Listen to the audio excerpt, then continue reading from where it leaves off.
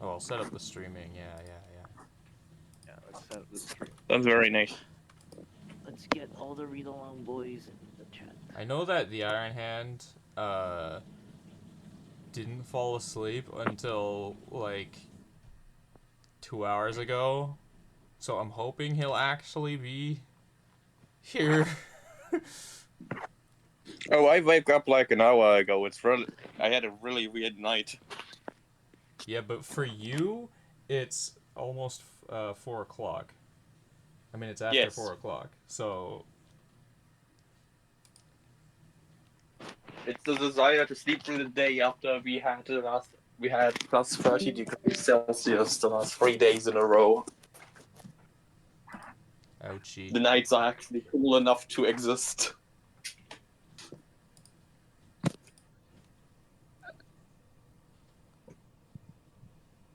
Well, the Iron. Oh, why is my. The Iron Hand. Not the Iron. Yeah, he. For him, it's 8:16 in the morning right now, so I'm not sure if he's gonna make it or not. You worry too much. He's in the last spot anyway, so it's gonna be like at least 2 hours until it's his turn. Yeah, but he's supposed to be here to listen to the continuation of Perfect Paradise. That is true. Yeah, that's true. He w- True. he was enjoying it and he's been following it since we started reading it. So I'm like, bro, you gotta be here. Anyways, I'm almost done Yeah, setting up and the I last. don't think I'm not sure if Perfect Paradise is the best audiobook to listen to when you're going to sleep. Well, I mean, It might make you sad. he needs to wake up. That's the thing. Yeah. I can actually write down in the description the stories that we have being read. Mary's is very cute. What is?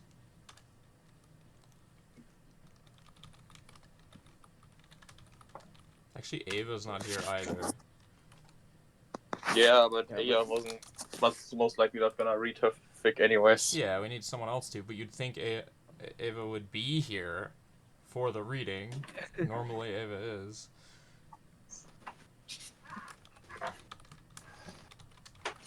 Fair enough. Even if Ava wasn't, I think Ava will be joining in a bit. I'm not sure though. The thing Oh, is, I would since, start you this. know- I would start this a bit later. Except, people. There are people joining on the east who are. It's midnight when this starts. So like, Yeah, that's fair enough. on one end it's 7 a.m. for West Coast Yeah. people, and on the other end it's midnight for. But this is the best possible time to just try to give an What? opportunity to everyone if they care I mean, enough. yeah, for me it's fine, but Yeah. I You live- am aware that that the curse of the 3 a.m. reading is existent for people in the world. I would know.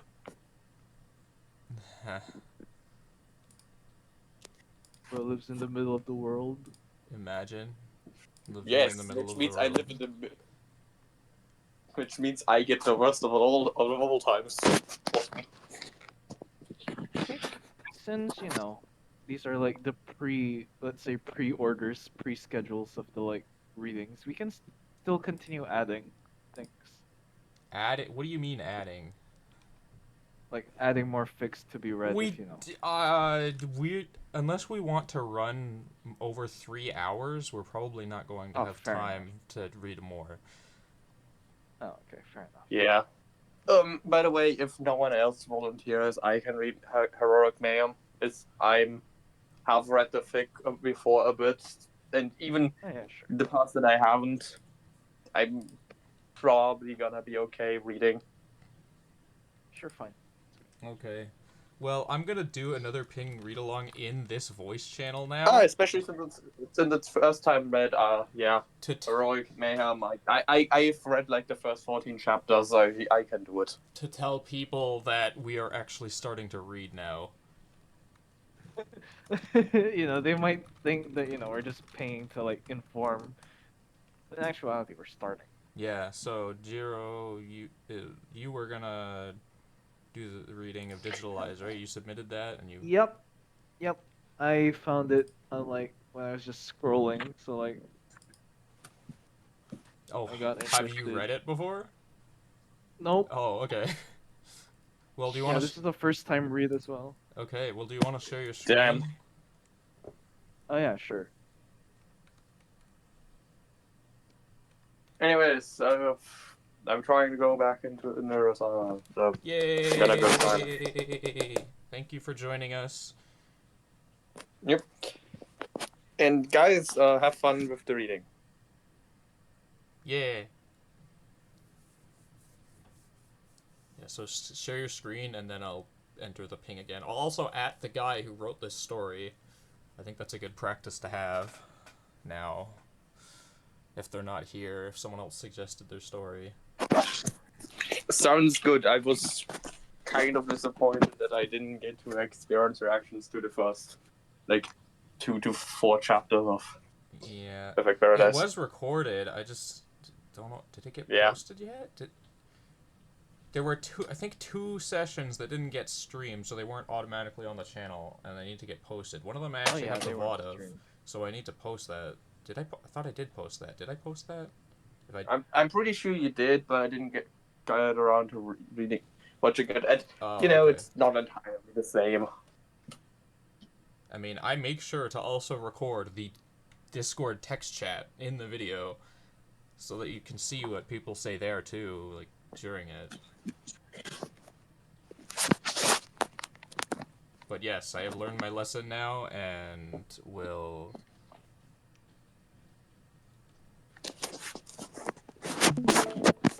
Let's ping I will ping it. the right. Okay.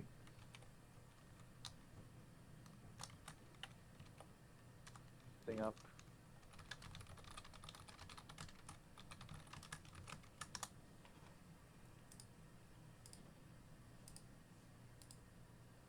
Hide video participants. Hide, please.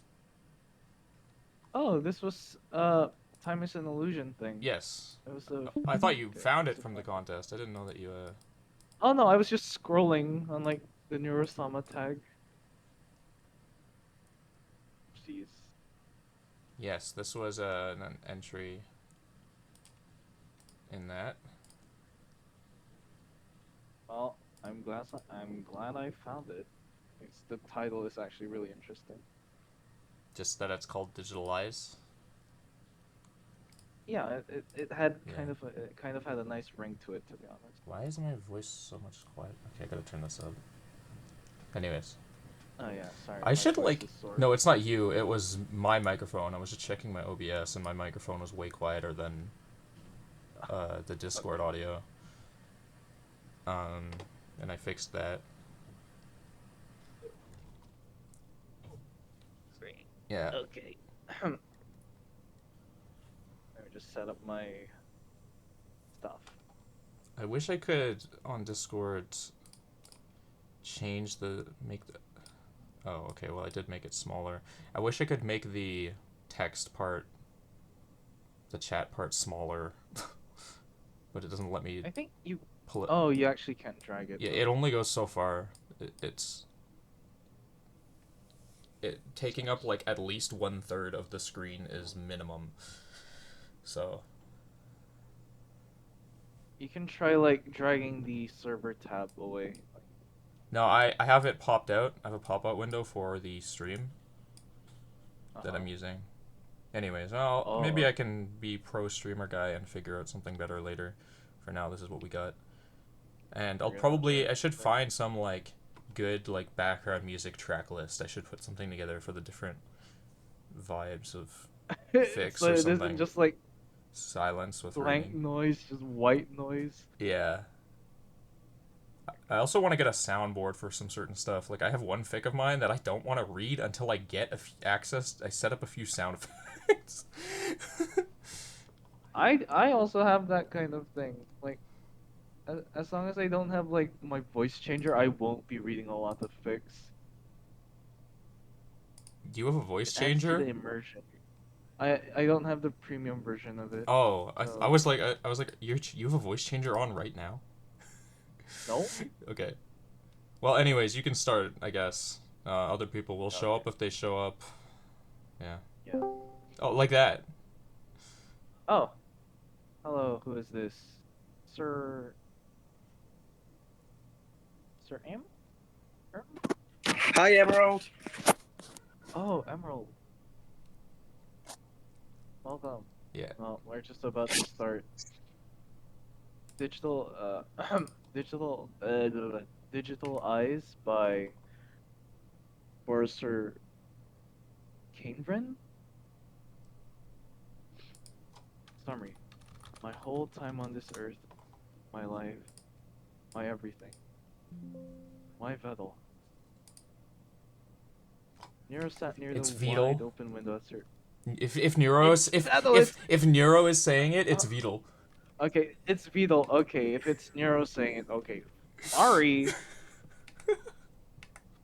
Nero sat near the wide open window as her blue eyes watched the gray sky. The wind grazed against her pale face and gently swept up her brown hair. Her hand brushed gently against her cheek, savoring its warmth.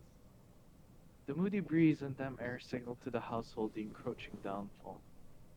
The obstructed gilded light was a messenger for the roaring thunder and howling winds. The slim smartphone lying face down on the table vibrated vigorously. Its screams radiated across the white-painted living room. Swift footsteps sent small shockwaves through the floor, complementing the choir. Beetle? Annie's voice was tired, yet there was a distinct sharpness to it. Not again. She let out a long sigh, showing the depleted soul inside. She stashed the phone inside one of her many pockets. Then, she reached out for her coat, just hanging on top of one of the chairs like a decaying corpse. Nero, Annie spoke in a soft and comforting tone. Nero rotated herself to face the woman, her mother, expecting care. Instead, she watched as her fatigue faded into frustration and despair, malformed into anger. She walked over to Nero with aggressive steps. With practiced ease, she swiftly seized Nero's arm by the wrist. How many times do I have to tell you this? Nero could feel the desperation in her eyes. Stop touching your stupid face! Oh, Jesus. Nero backed off slightly, her breath leaving her body without her consent. Her hands scraped against her mother's hair, their silky smooth texture a stark contrast to the fire in her eyes. Sorry, Mom. You should be. Annie doubled down even harder than she ever did. It makes you look like a freak. Do you want people to think of you like that? The flames in her tone had an insulting undertone. I'm sorry. She whimpered under the oppressive presence, a single tear escaping her eyes. Jesus fuck, what is this? Annie, sensing the now implanted terror inside her soul, backed off to give both of them some space. Your father passed out at some random bar again. She spat out in a flat voice before turning her back towards Nero. Don't do anything stupid. This is fucking. Nero, still holding onto the emotional dam holding back her tears, gave a small, hesitant nod. Her breath came out in short, uneven, sad bursts, her chest bumping up and down like a malfunctioning air pump. Annie turned her back towards Nero and swiftly made her way towards the front door, grabbing her purse on the way. Nero watched with teary eyes, ready to erupt at the slightest disturbance. The door opened with a satisfying click. Annie stepped through the opening before turning her head towards Nero one last time with the same tough glare, prying into her fragile little heart. Oh shit. Annie's hair stood on end. Forgot the keys. She hastily commented to herself while walking towards the corridor connecting to the bedrooms. She swiftly came back with the same uncaring expression. I'm not built for this. She muttered under her breath as the click of the door closing rang, followed by the sweet sound of stillness. What wasn't still, however, was Nero's emotions weighing heavily inside her chest. The barricade suppressing her thoughts could bear no more as it flowed through her glossy pupils, followed by the most pathetic pattern of sobs known to man. The air inside the house was suffocating. Nero didn't stop crying. She hated not having someone to share her broken self with, or someone who would comfort her when she was at her weakest.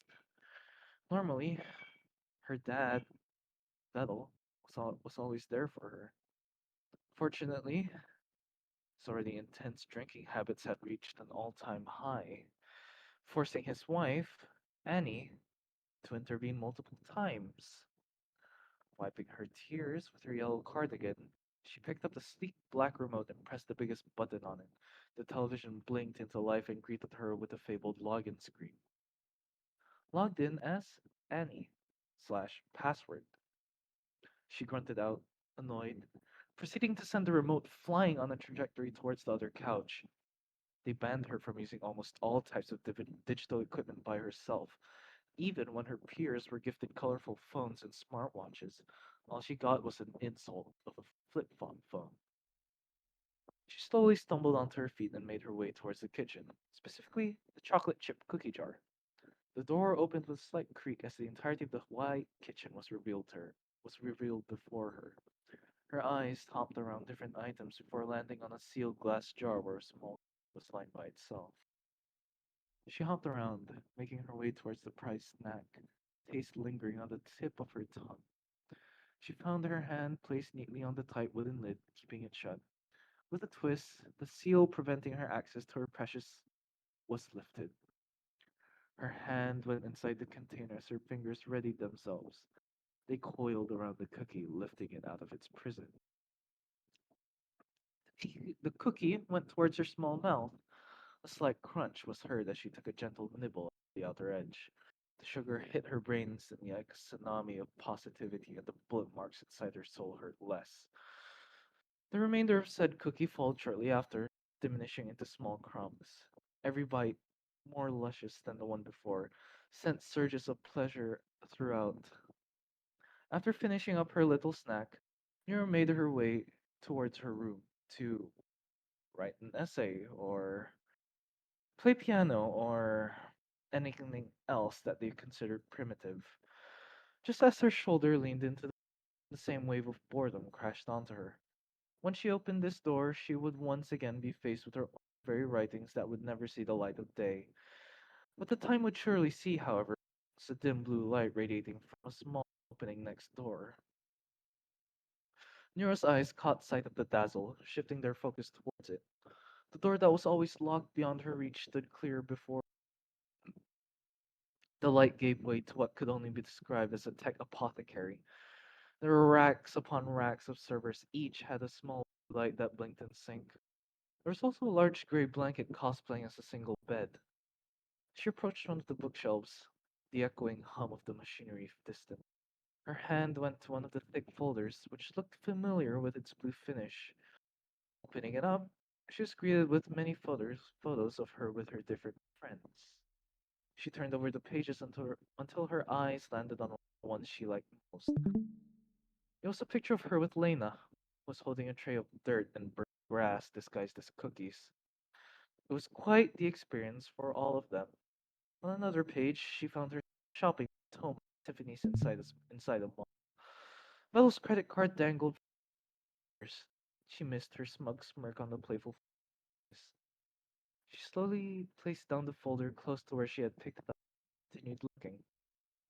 Her gaze locked onto a simple pink paper. The word life was written on the other side in all caps.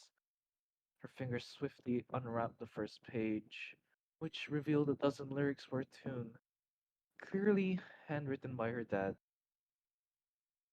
Nero let each character flow through her mind as their sorrow lullaby took.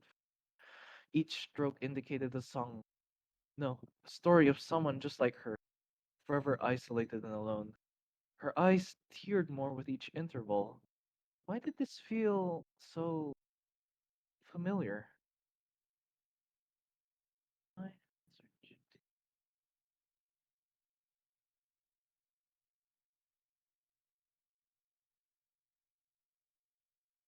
Her hands trembled as they lost their power, letting go of the scroll as it descended like a feather towards.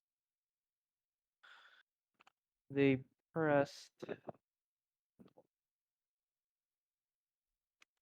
This is time.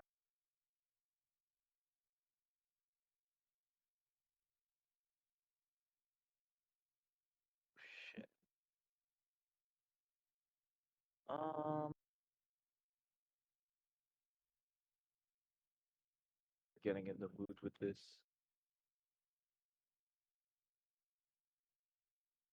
There we go.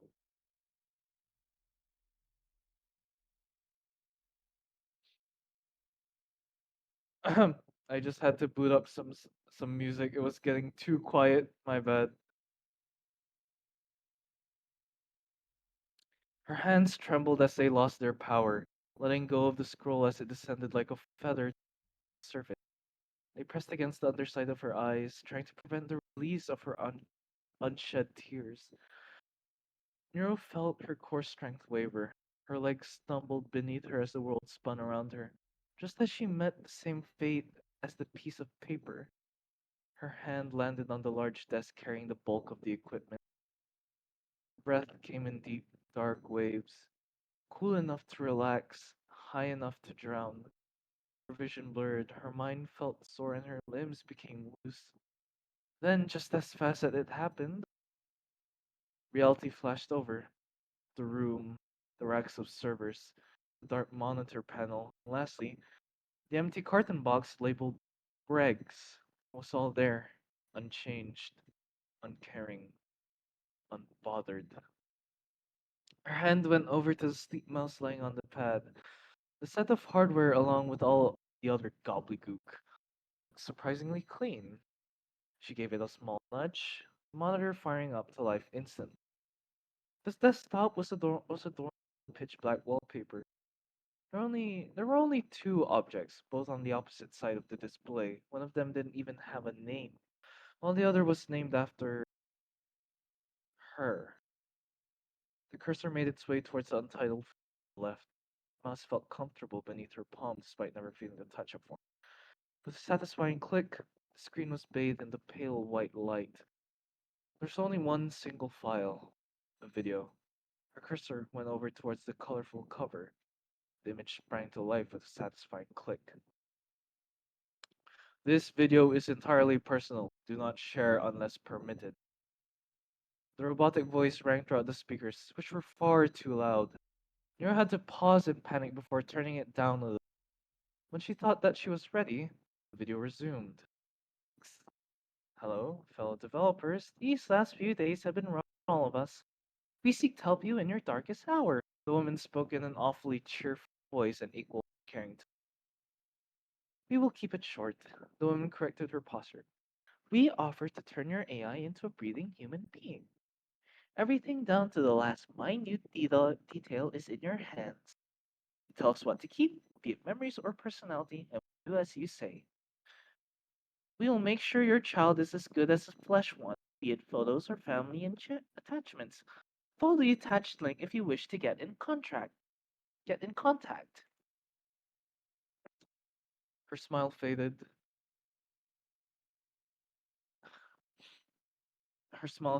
Faded into a flat, emotionless line. This message will not be repeated, and the program will be shut down after 2 weeks. The video cut off, leaving more questions than answers. Nero backed up slightly from the pale, unblinking screen. Her head swayed around above her neck, looking for answers until locked onto a page of paper nailed onto the wall. She got up from her rolling chair and made her way to it. The lines were surely handwritten, the ink on them looking fresh despite the wear on the parchment itself. Greetings, Vettel. Because of the numerous life-threatening incidents happening over the past few weeks around tech research, the United Nations has officially placed a taboo on AI research. We have been notified of the model you have been developing, and we would like to dictate that any artificial intelligence research is now officially prohibited, and existing AI models are to be exterminated by next month. Any person not following this law will be officially classified as a convict. If you wish for a replacement method for income, contact us through the line below. Much regret, Yuan. Well, fuck me. Nero stepped back, a new understanding of her father materializing in her. Losing you job, losing your job for some long suck. She walked over to the unblinking screens, pushing the chair aside and opening the other folder. Many other folders and files greeted her eyes again. All except one were featureless. A simple CMD file with a heart icon. The cursor made its way on top of the heart. Like with a light click, the command window popped in the front. Many different lines of text flooded the scene. Nero tried to read them all, but they were too fast. After a few seconds, the window faded, and a small, childlike girl with brown hair and blue eyes rose through the screen. Nero took a step back from the screen, letting her face become one with the shadows. She eyed the little girl curiously, taking in every little detail. Fetal? The whimper echoed through the room through the girl's curled lips. Her tone reminded Nero of, "Who's there?" Nero froze in awe. She knew that her dad was quite the tech wizard, but never knew that he would be proficient enough to make something like this. She slowly stepped closer to the monitor. The girl on the screen backed off slightly as her eyes tracked. "Hello?" She asked more or less as a test. The girl on the screen became unresponsive for her eyes tracing across the screen, observing. "You were not Vidal," she spoke in a soft tone. Nura got off track a little on how much the girl sounded like her, energetic yet anxious. "He's my father." The girl raised one of her eyebrows. "Wow. Wow. Count me impressed," she replied in a sarcastic tone as many white numbers passed through her eyes. "Hold on, I need to see this." With a click, a small camera popped right through the monitor, a small red light indicating intentions. The girl's expression mushed into itself. "Wait, what?" Her mouth muttered nonsensically as she struggled to form a sentence. Her eyes blinked erratically as if they were staring into the sun. "Who are you?" Nero, uninterested in the question, had other questions. "Are you an AI?" There's a tinge of excitement in her voice. A yellow question mark appeared next to the girl. "Yeah?" She slowly swayed side to side. "And you are?" She put on a small smile as her mind instructed. She met someone new. "Nero," she spat out, indifferent to her other talks. "Yes?" The AI asked, highly confused. Nero, looking at the girl, equally as confused. "That's my name, Nero." Her head tilted to her head tilted to her side slightly. "It surely is an interesting experience talking to an AI version of myself." The AI squinted her eyes, her mouth opened slightly as if to try to say something, yet nothing meaningful came out. "I uh you, you Her breath came in ragged gasps. Nero watched the AI with worry. "You okay?" The AI's whole body trembled. Her face turned white like a sheet. You, you, uh, uh, She looked like she was drowning in her blood. Nura rolled her eyes in boredom. "Spit it out already," she groaned in protest. "I don't have all day." The girl closed her eyes and performed a series of animations like deep breaths. Her eyes opened back up, something else shining through them. "You are me." Nura's expression didn't change. She let out a long, prolonged sigh. "Yeah, we know that. You are an AI replica of me," she replied in a casual tone. AI Neuro's panic erupted again, stronger. You don't understand." Her words have turned into cries about, "You are me, not the other way around." Neuro readied herself until she let the voice of the girl echo. "You are me." It's this orange thing. There wasn't anything particularly She was just an AI replica of her who was designed by her dad to mimic her personality. Then it hit her. The video. What if the girl was right? Why was the video there in the first place? Could she? No. Then it hit her. The video. What? Oh, fuck. Oh, shit. No! There was no way she would judge herself for a stupid video and a random piece of code. Her scream coursed through the air. She felt the fabric of reality along with the of her hands on her face. Her eyes regained their vision. They locked onto the girl again, who was doing the same thing as her. I always do that, the girl replied with wet eyes, her face mostly covered by her palms, to see if reality is any different. Nero just looked at her, emptily. She knew she wouldn't get answers, but still somewhat expected one. Hold on. The girl tensed herself up before most of the desktop was engulfed within a page titled Twitch. Take a look. Nero hesitantly placed her hand over the mouse again. Her vision was filled with many thumbnails for what appeared to be videos. She clicked one of them out of spirit. Static jumped out into existence as she saw a turtle and the girl on the screen together. Hello, chat. Hello, chat. Today we are doing the last step stream. Yeah. The turtle's voice was unmistakably her father, Vedel. And why is it that Vidu? She heard herself inside the computer screen. That's not important. Nero just watched as Vedel, her father, seemingly chatted for minutes with this AI girl as if she were his daughter. Her cursor instinctively jumped towards the X button to stop the footage. With a single click, the window collapsed into the starting page with a dozen other clips. Even though her brain wanted to escape, her heart needed to know more. Her finger rolled over the mouse wheel, scrolling over many other images, which all looked similar. She continued until one of the masses caught her attention. Both the AI and Vettel were on the thumbnail, along with Lena, who was holding a naturally dark-looking tray of cookies. The video sprang to life with the click of her mouse button. Today, chat, we are gonna be doing a cookie baking stream with Neuro. Yay! I love cookies. She fast forwarded the video to see if her eyes were lying to her. In a moment's notice, Lena jumped onto the frame with the usual energy.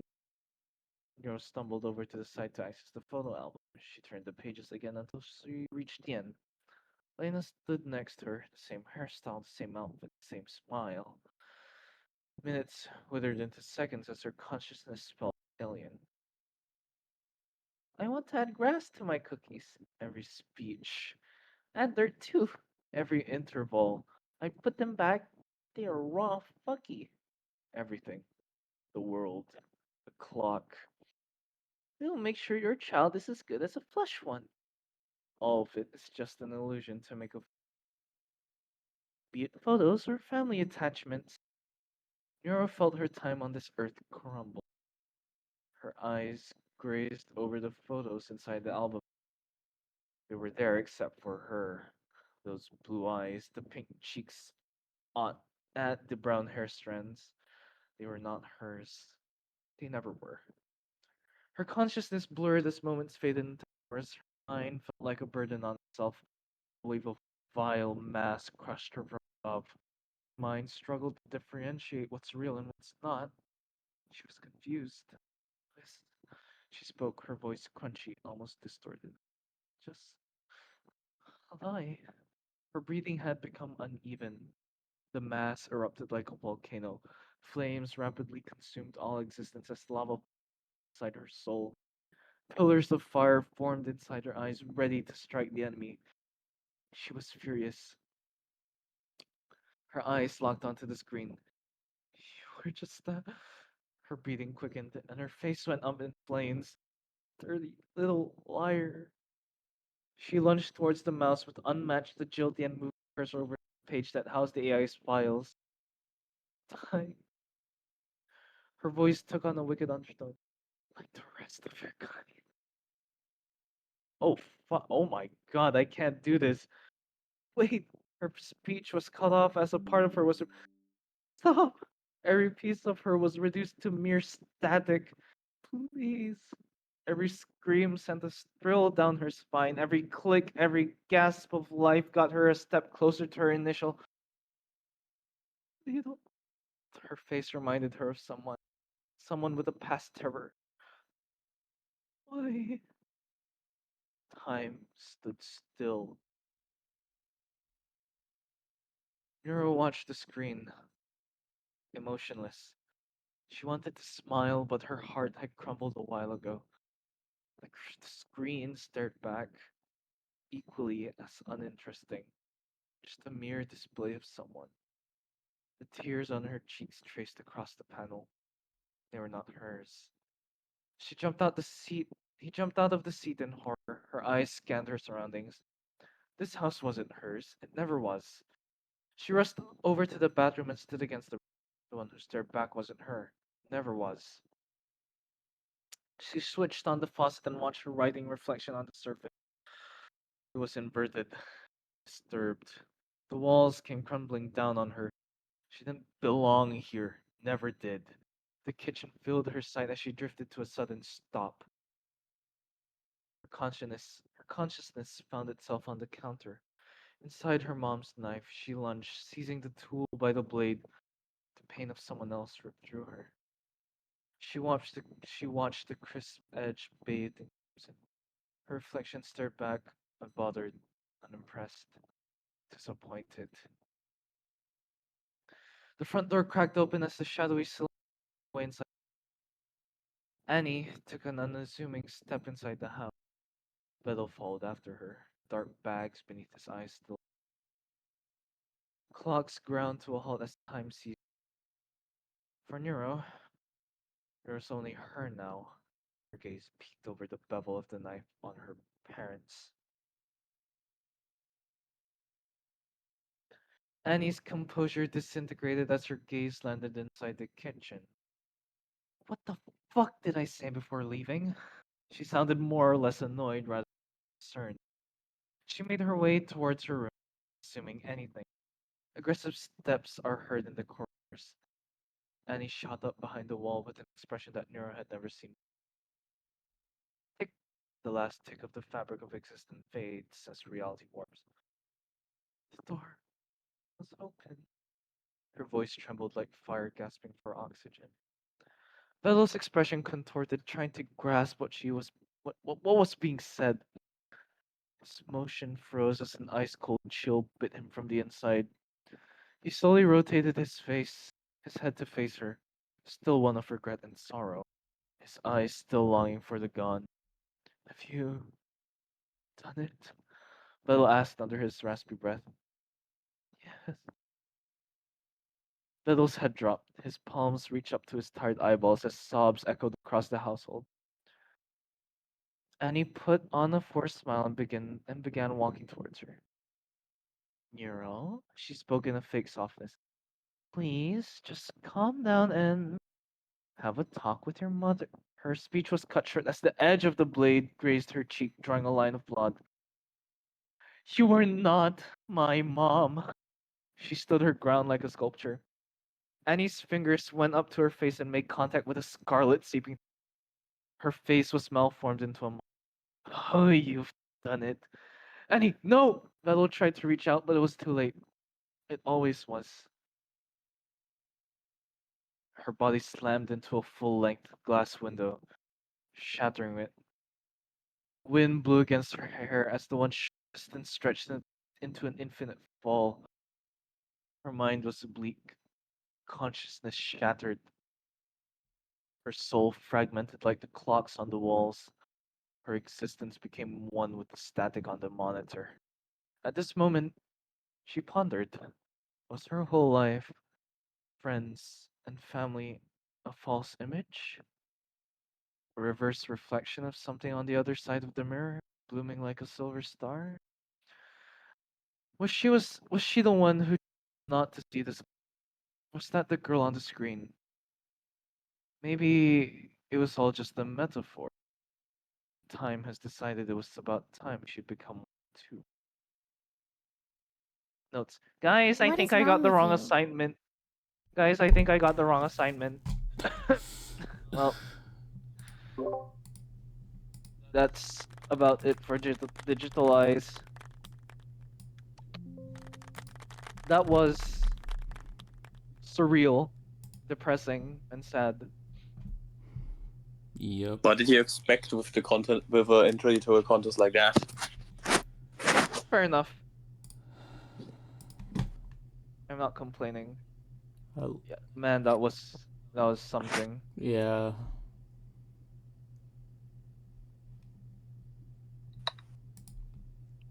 Sorry about my reading. It's very uh not standard. That's what I can say. Well, I mean, yeah. I didn't like how I read that. I wasn't happy with it. That was fine. Anyways. Yep. Does anyone else want to read this, or should I?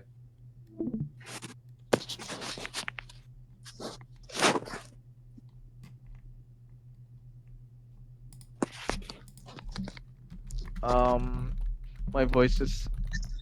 It was a bad time for my voice to get like really sore, so I'm sorry Oh. if I can't do it. This is very stupid. Give me a second.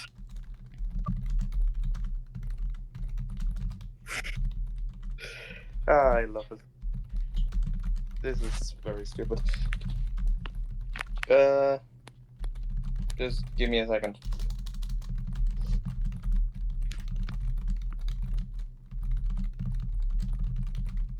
I need to, different tabs. There.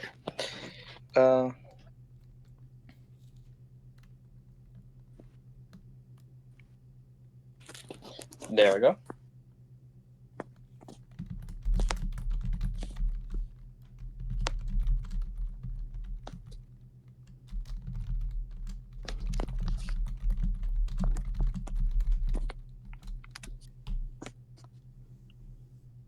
There you go.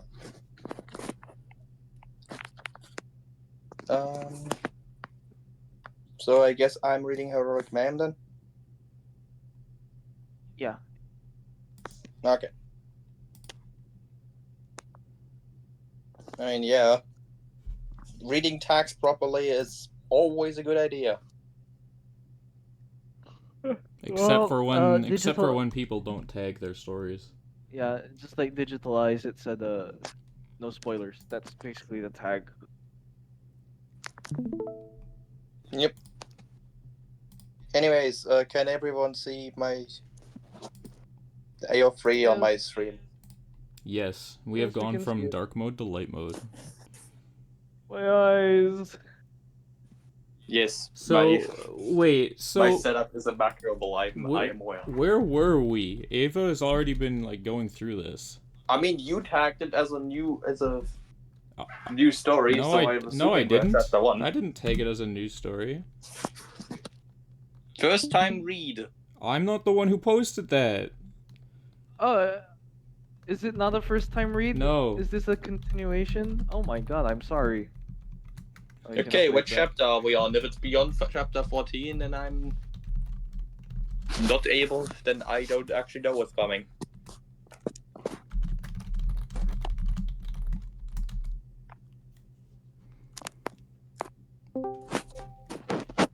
Oh, it's Ava! Hey, Ava. Hello. What chapter are we on? And you kind of need to know because I'm the one who's reading today.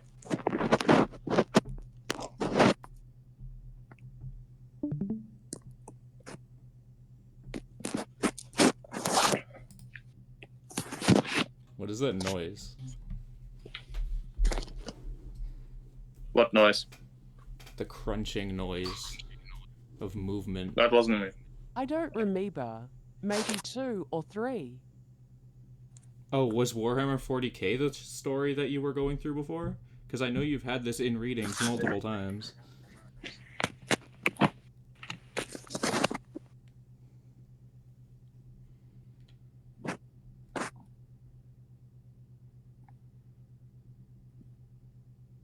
I don't know. Were you not there?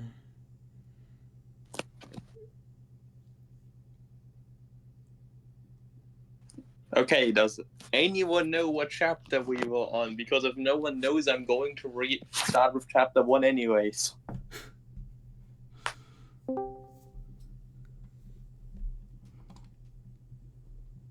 Did I miss anything?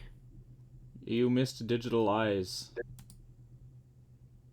Oh, nothing much missed then. Alright. That was a great story. I don't know what you're talking about. I'm sorry, I'm not in a position to care much. I have burns in places I wish stopped existing.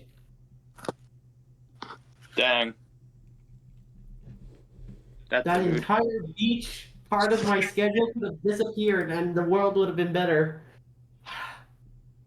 Was it that hot? Bro, I got a headache and passed out in the latter end of the freaking team building games. I don't know what to tell you. There wasn't much team building after that. Sunburned. Yes. We're on chapter Sunburned? What is this one? Number. Hello, the Oh, Iron it's Hand. Korean guy. Did you get some Chapter sleep? Sunburn? My feet heroic, my Did you? You could call it that. So you did. You got a nap. Essentially. Here, I'm gonna switch my. Don't worry, you only missed the content test entry, which is short enough that you should be able to read it in your own time. You only missed Digital Eyes, and it was really good. We are like the Neurosama Literature Club. Yes. Just start from the top. Alright, that was what I was going with anyways, if no one had any idea. Okay.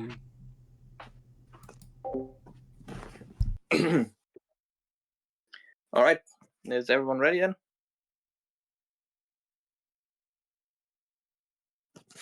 Ready. Alright. The fuck was that? Bad. Maybe I should go investigate.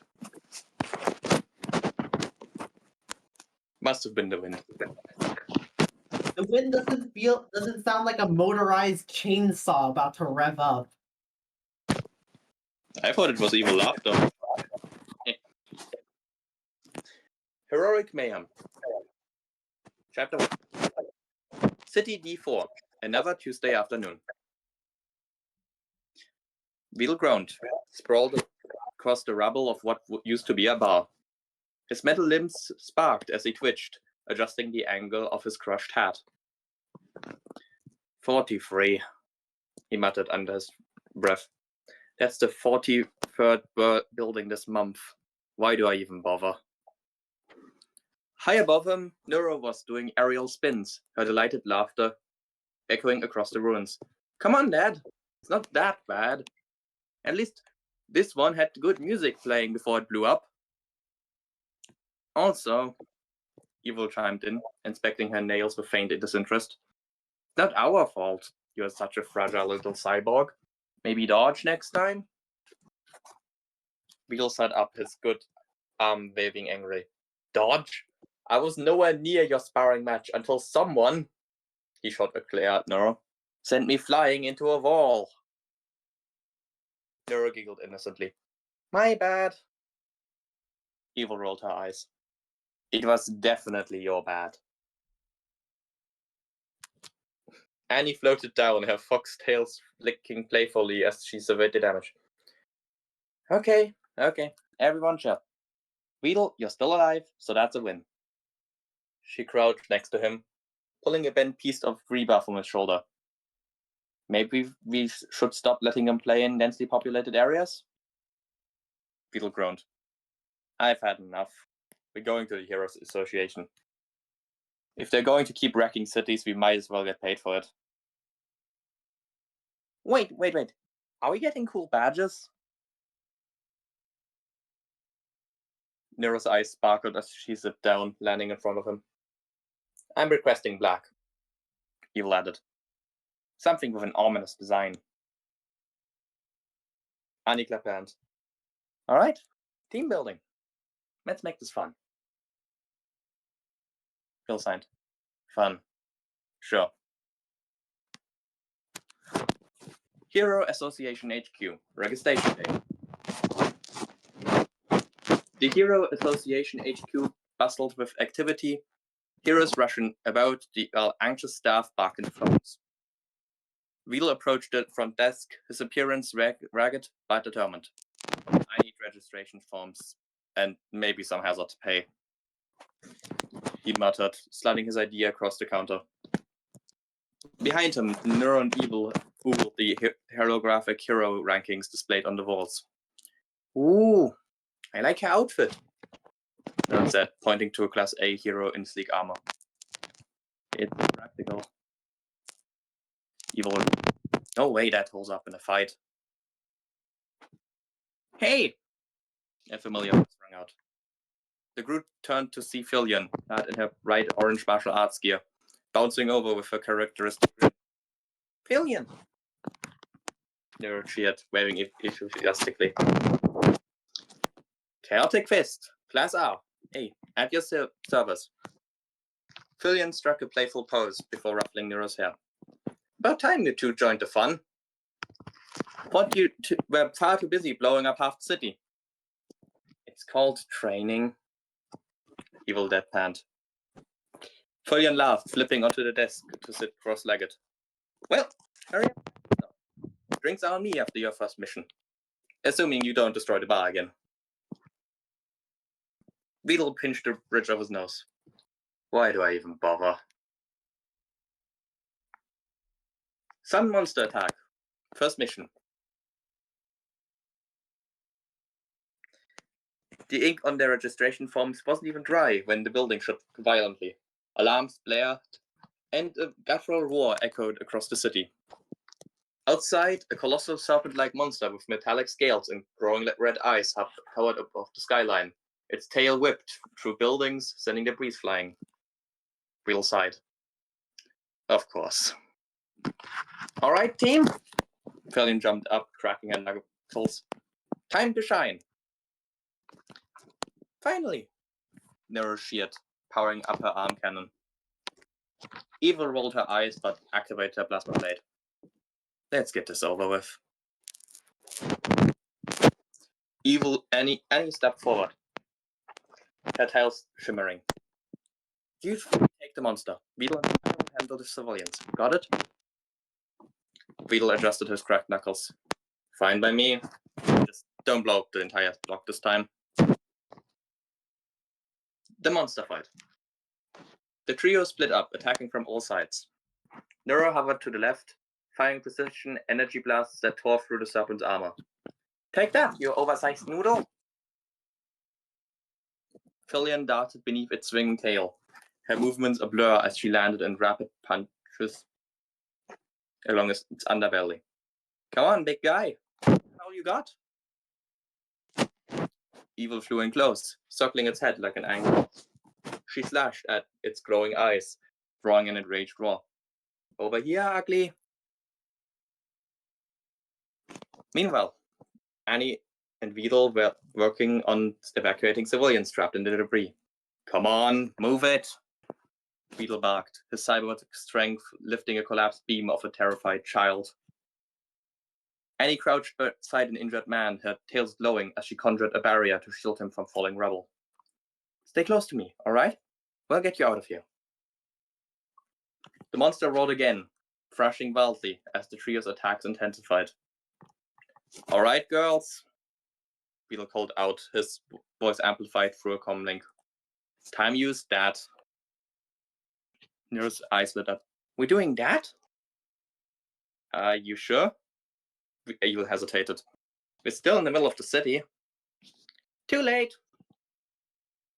Nero grabbed her sister's arms, their limbs twisting together to form a massive energy cannon. You aim! Nero said gleefully. Why am I always the one aiming? Evil grumbled, stabilizing the weapon. The cannon charged, glowing brighter as energy gathered. Combined technique! Dual splitter beam cannon! They shouted in unison, unleashing a colossal beam of energy that ripped through the serpent's head, vaporizing it completely and splitting the sky above. Team formation, Neuroverse. As the dust settled, the group regrouped. Philin patted Neuro and Evil on the back. That was epic! Neuro grinned. Told you we were awesome? Evil admitted, smirking. Not bad. That feels like it's wrong, but eh. Evil crossed his arms. Alright, I'll admit it. You girls did it. Maybe we can really work as a team. Annie smiled warmly, brushing debris off her coat. So, what's the team name? Beetle smirked.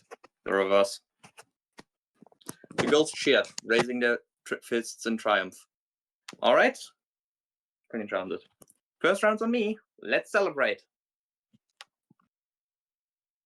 As the Neuroverse walked off into the sunset, Moomin Rider watched from a distance, pumping his fist in silent encouragement. Go team, he whispered. I don't know this character, so I can't make a voice up for him.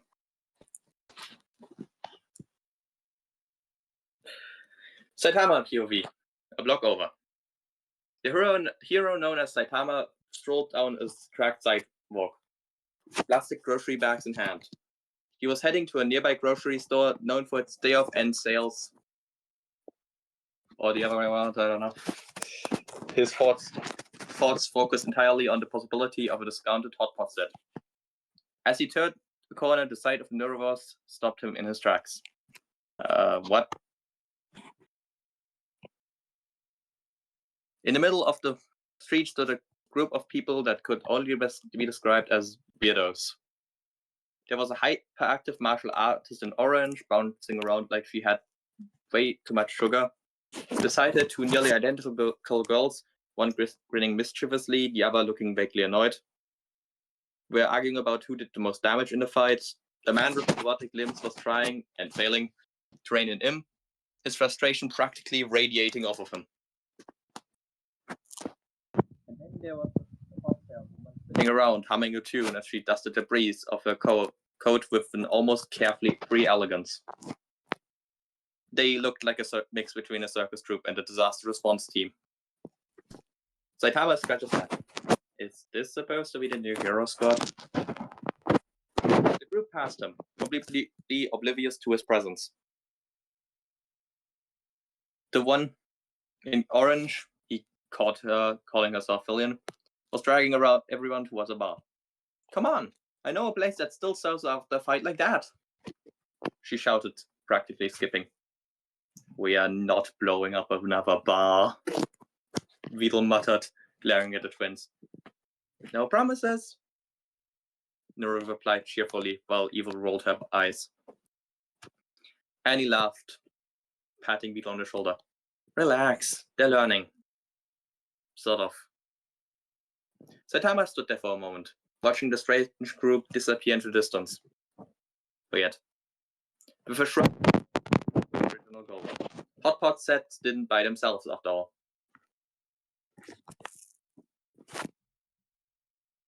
Okay, I think that was short enough for a second chapter. Right?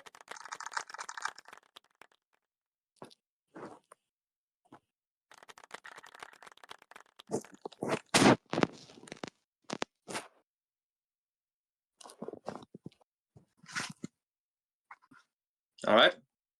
So second chapter. Yeah, I assumed because this Ava, you write very short chapters mostly.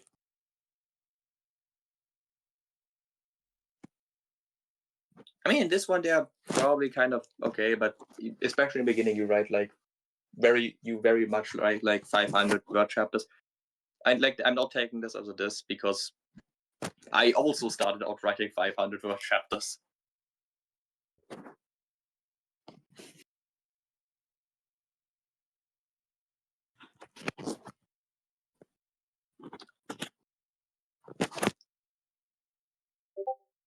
I think I left before you read your chapter. Sorry.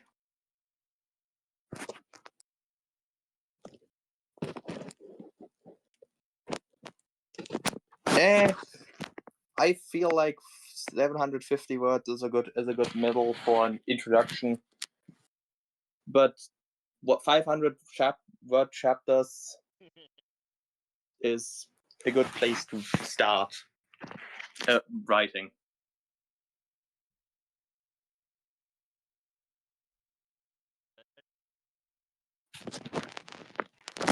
Anyways, I'm not going to keep you all longer for those who actually want to hear this next chapter instead of me yapping.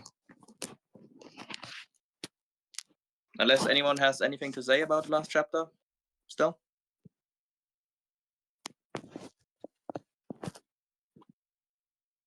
I think like a Saitama fic, a One Punch Man fic is actually really interesting. It's my first time reading one fics. Yeah, I've It'll barely be had the exposure to Saitama. I have no idea who any of these characters are. it's gonna be an interesting read. You'll enjoy it. Yep, I'm basically just guessing with voices, although that's not too different from the main cast.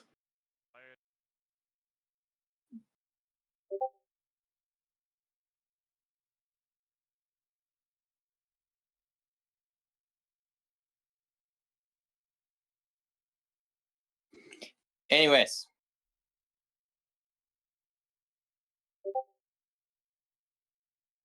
Everyone ready?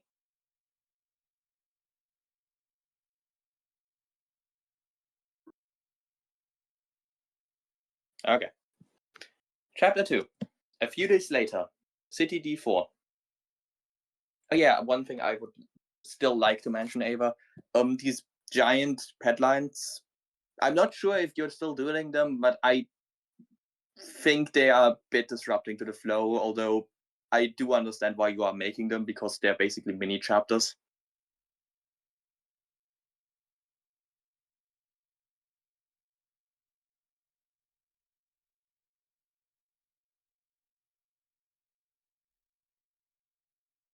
Okay. Anyways.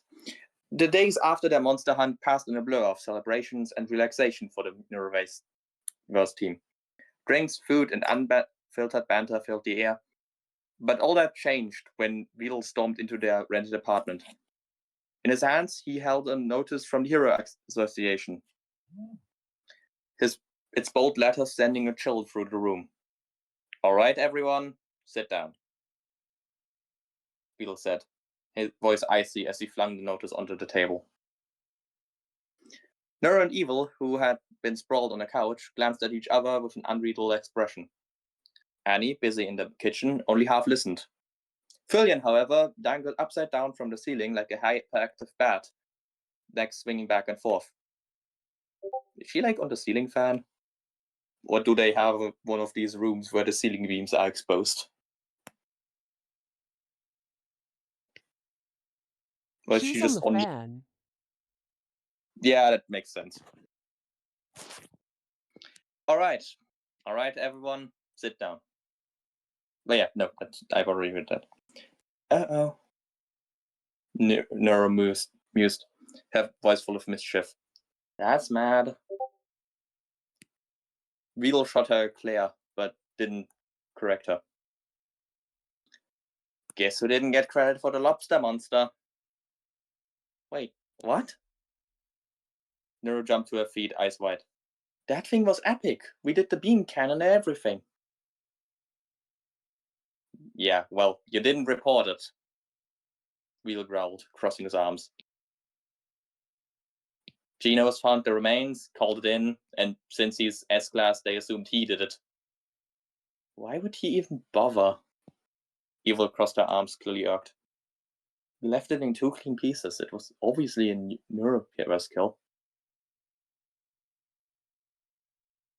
What's with all this formatting on the speeches and this? That's all of a sudden. Fillion flipped down from her ceiling perch and landed in a smooth roll. I was trying something. Well, maybe if you two weren't so busy showing off, you would have remembered to file the paperwork. She stood up, grinning smugly. Good thing I'm still in A class. Keeps the team respectable, you know? Respectable, my circuits. Nura muttered, her hands now on her hips. The call to action. The conversation came to an abrupt halt when the Hero Association called them into City D. A new, even more menacing creature had appeared. A chimera-like beast. And they needed help. Well, they needed Fillion's help. And the rest of them were basically along for the ride. Oh look, they're finally calling us, Fillion said with a smirk, hopping onto a railing. Technically, I don't need you guys, but hey, I figured I'd throw you C-Class kids a bone. Maybe you'll learn something from watching me. Keep talking, Fillion, Evil said, voice low and threatening. We'll see who carries this fight. Oh, great. Our fearless A-Class leader. Please, Master Fillion, teach us your ways. Fillion puffed out her chest, striking a pulse of confidence. But in an instant, her foot slipped and she fell straight down, landing with a thud. I'm okay, she shouted from the floor, her voice strained but undeterred. City D, the Chimera Beast. The city was in chaos when they arrived. A massive chimera, a monstrous fusion of lion, snake, and eagle, rampaged through the streets. Its massive claws tore into skyscrapers, its tail lashed out like a whip, toppling buildings with the force of a natural disaster. All right, team, Beetle said, voice steady as he activated his cybernetic enhancement. Let's handle this cleanly. Neuro, Evil, don't overdo it. Fillion, try not to break yourself. Yeah, Neuro replied, cracking her knuckles with a grin. Let's go. Without missing a beat, the twins charged, splitting off to flank the beast. Neuro fired rapid plasma shots from her arm cannon, forcing the chimera to face her. Meanwhile, Evil started in from the opposite side, her plasma blade slashing into its hind legs with quick, efficient strikes. The chimera roared in pain, snapping its jaws and swinging its massive claws. Its tail lashed out, sweeping across the battlefield like a giant, venomous whip. Fillion saw the opening and launched herself into the air, her body spinning with incredible speed. Hurricane Sky Smash! She shouted, twisting mid-air to slam a powerful heel into the chimera's wing joint. The chimera screeched, its wing crumpling under the force of the blow. However, the beast wasn't done. It let out a vicious roar, swinging its tail in a blur of motion. The beast strikes back. Fillion, having just landed from her Hurricane Sky Smash, barely had time to react. The chimera's massive tail ripped around with terrifying speed, catching her off guard. Fillion, look out! Evil screamed, but it was too late. The tail slammed into Fillion's side like a wrecking ball, sending her flying through the air. Her body crashed through one building, then another, before she finally skidded to a halt, embedding herself in the side of a third. That hurt. Evil Fillion groaned, brushing off the rubble as she slowly stood, dazed but not out of the fight. All right, Fillion? Neuro called, weaving through the breeze.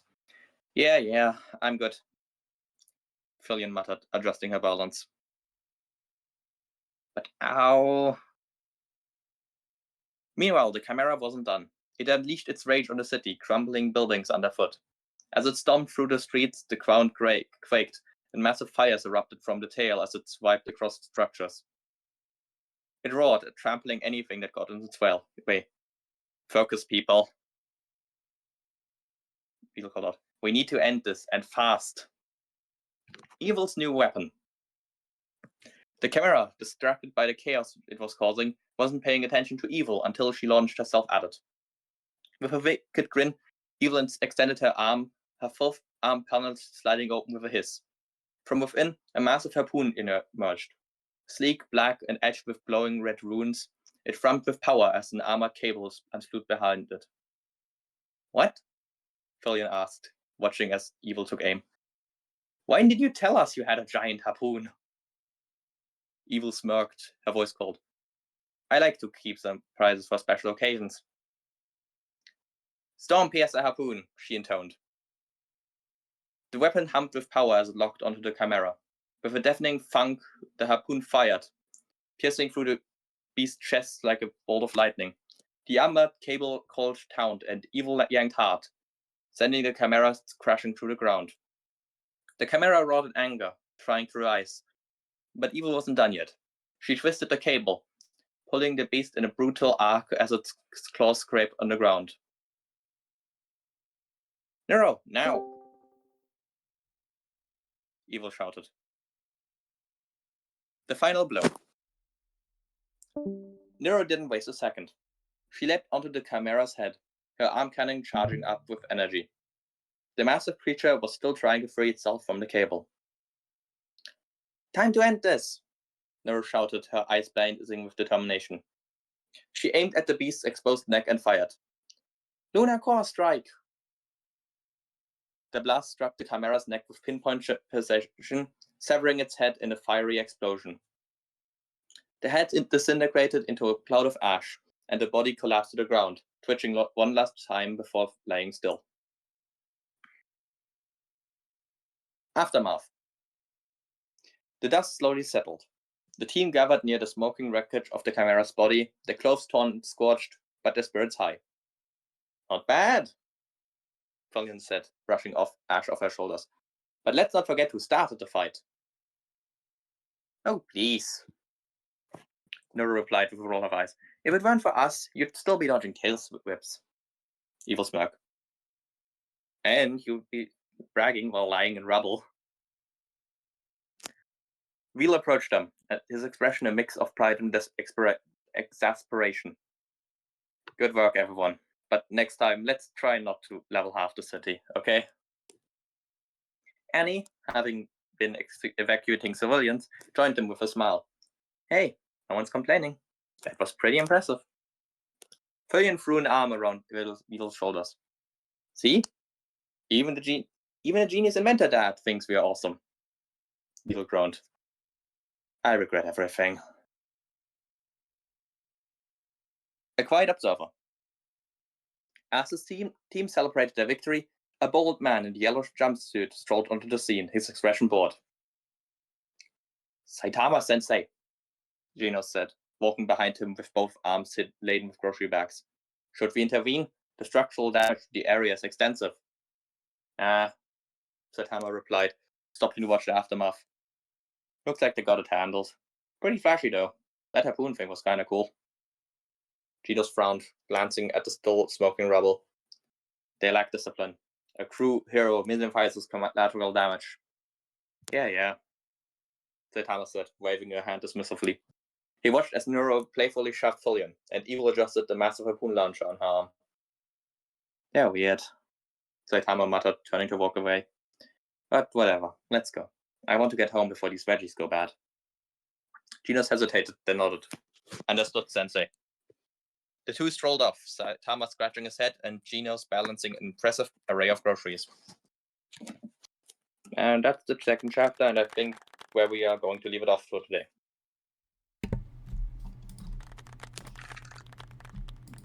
Yeah, especially because Okay. you immediately have to narrate again. Do you need a break? Yeah. Was it good? It is well written. Again, the two things I really have to say is, again, the sub headlines kind of break the flow, and whatever you were trying to do with the formatting, while I do see the attempt, I'm not entirely sure what you were trying to do.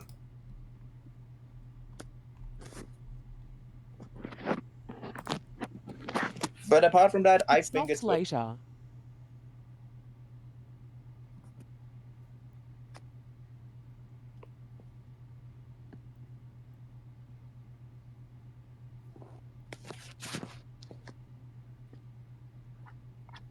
What?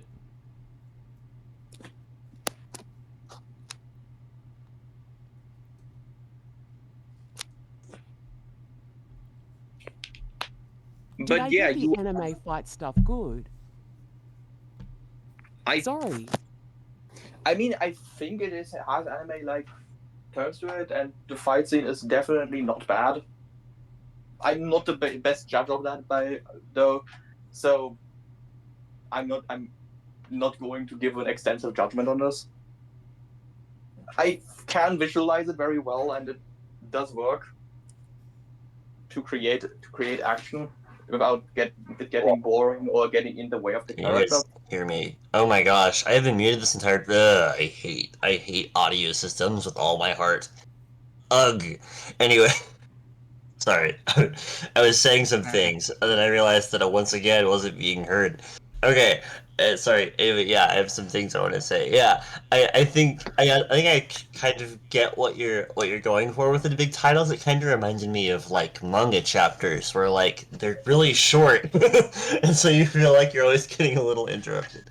Anyway, but I also really like seeing the main crew and then Saitama on the sideline, where like it's kind of foreshadowing them eventually meeting up one day, and I think that's really fun. That's what I was trying to say earlier. And I think you did the anime fights well. It's flashy, and anime attack names, and like, yeah, it's like, it doesn't have a lot of seriousness to it yet, which I think is fine, because neither did One Punch Man, really. And so I am interested to see what it will look like when it does get serious. So that's gonna be fun. Because just like that show, it isn't serious at all until it really super is. That's what makes One Punch Man really good. So yeah, I'm excited to see when it turns out like that. There is Oh, one yeah. point later in the story. Okay, nice. Yeah, And it was I also know just kind what of you're fun talking about. watching Neuro and Evil's characterization here. I thought they were really fun. Yep, this is definitely good, well written. And also, they just kind of like the Neuroverse is like the way that if we put them in the physical world works really well in One Punch Man world, because yeah, we usually put them in robot bodies or like give them cool powers or whatever, and it's like, yeah, that's exactly how a lot of heroes fight in One Punch Man. They have crazy technology, and like, so it fits well, which is cool.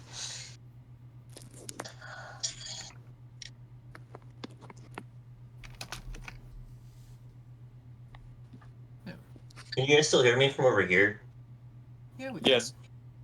Alright, cool, so I can get met. Woohoo. Ha! Perfect Paradise is still like the fourth match from the top, or like the fifth. You can see things like Neuroverse in One Punch Man. Oh yeah. Mm-hmm. Yeah, definitely. Like, I there's see them as like characters that could probably exist in the setting. Again, I don't know the setting, but they don't feel out of place. yeah, there's more than a few there's more than a few robot characters that could be artificial intelligences. So they fit fairly well. Actually, yeah, I think that's one enemy that they have, that, as far as I've seen in the anime, that they haven't fought in AI in the canon yet, which is kind of fun. I think. Honestly, honestly, I do feel like that's. I mean, it would be an interesting matchup against Saitama, because his gimmick is that he instantly defeats everything. Just have an AI that doesn't fight directly, but sends 10,000 drones. Yes, he can one punch the crazy giant robots or whatever, but he can't beat the AI. Yeah, that is interesting. Yeah, because then the AI is is somewhere hidden, and it just sends its giant drone horde, so he can't just one punch it. Yeah. I mean, he can one punch every drone, but yeah. more. I feel like that's just like a stalemate at that point. Yeah. Yes, exactly. Yeah. Which is more than any other villain can say for fighting Saitama. Yes, exactly. You make it a secret that they're like Saitama would win just off of the fact that plot armor. he's the protagonist. Of course, he Partly would he win, but finds the where the question is AI how. is. Yeah. Channel's on his side. Don't forget that. It would make an interesting fight, and that's kind of because that's something that I'm consistently amazed by One Punch Man is how it's able to keep the concept fresh after during every fight. That would be a way to, but this would be something that challenges Saitama on the level that isn't just how hard can he punch it. Yep. All right, good stuff. Thanks, Ava. It's an Askanite story. Let's go. We're about to read. Oh no. Yep. More peak. We should have what chapter we end on written somewhere. That's a good idea. Okay. Well, right now we are on chapter 3. What just happened in Perfect Paradise last time? Yeah, so last I remember, we were... Neuro had figured out that Mune had figured it out and was trying to, reason with her, but Mune I think she had successfully, run away. Now she's running. Yeah. Yeah. And we saw that right, Neuro, the chapter... genuinely believes that she's trying to help them, and it was really sad and scary. The chapter is literally called "Don't Run From Me." Why are you running? Why are you running? Honestly, yes, I did have that meme in my when I. Oh, that's funny. Chapter summaries. Anyways. Yep. You good to go, Askanite? Is everyone else? Yeah, just because you've already read a lot, so. Nah, I'm fine. Okay. I have something to bring from up here. If I need a break, then I'm going to take it. Anyways, is everyone good to go? Yeah, good. All right. Yep. Chapter 7. Don't run from me. Summary. Where are you going? Everything you could want is right here, isn't it? I'm going to skip that note, but you can read it for yourself if you want. Need to go. Okay, everyone. Was fun seeing you here. Oh, bye. Need to go be. Yep. Bye. Bye. Or should I read the note? Ava left. You are. Oh.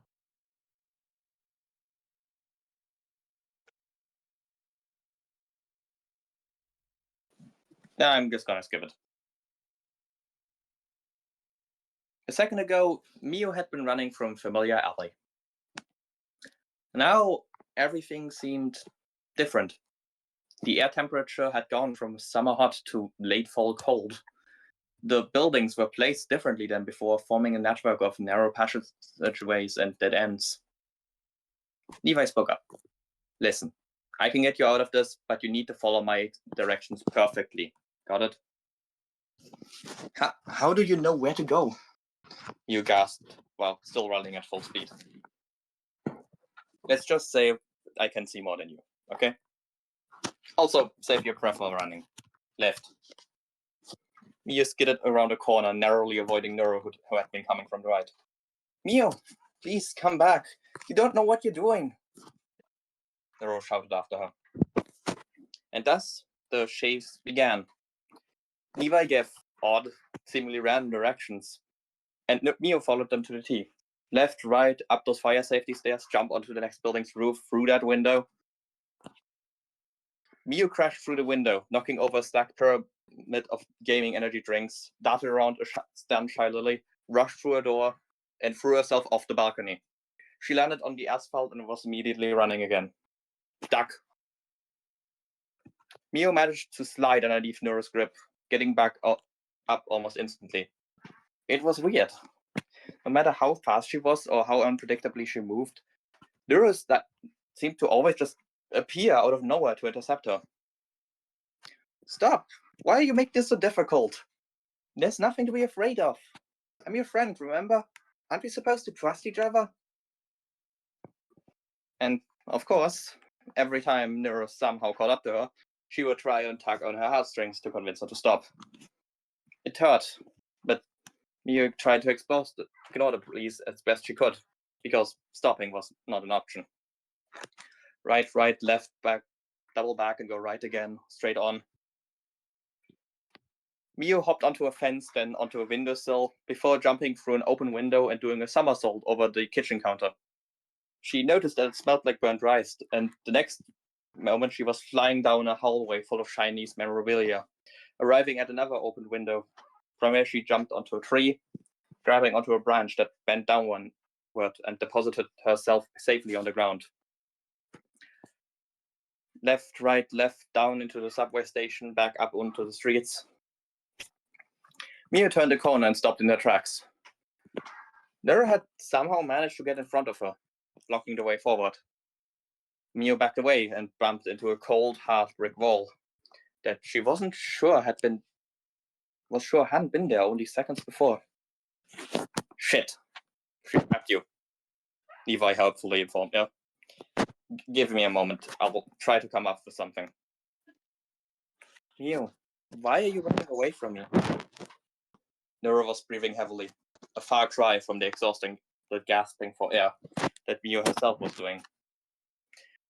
Where was she taking all that stamina from? Nero stepped closer. I know you may not believe me, but I really just want to help you. And I know that voice. For a split second, anger flared up in her eyes. May have told you all sorts of terrible things about me. And you can't trust it. It's evil and it wants to ruin everything we have here. Nero took another step forward, holding out her eyes as if offering to hold Muse. Please, don't let it ruin everything Nero paused. We have worked so hard to build up. Levi's voice sounded in her ears again. Okay, this will sound weird, but trust me, got it? I need you to go and walk into the wall on your right and just keep pushing. Mio did as told. She pressed against the wall, put all her strength into it, and tried to push into the rock. Nora looked confused. Mio? What are you... Suddenly her eyes widened, and she sprinted forward. But just as she was about to reach Mio suddenly keeled forward and fell right into the brick wall. It was an odd sensation, but she could still feel the stone pressing against her. But she was undoubtedly moving through it. After the moment, the feeling subsided, and Mia realized that she was falling through a large, dark void filled with colorful lights and slight fog. Interestingly, even though she was most definitely falling, there was no air draft around her. Mio might have described the scene as relaxing or peaceful, but right now she was busy screaming her lungs out in terror. She flayed around desperately, trying to catch onto something, but there was nothing to catch onto. Levi once again tried to bring her back to her senses. Mio, calm down. Everything is fine. I got it under control. Where the hell am I? What is this place? This is test map number 0087. A great place to sing. But unfortunately, we don't have time for that at the moment. Look out, down below.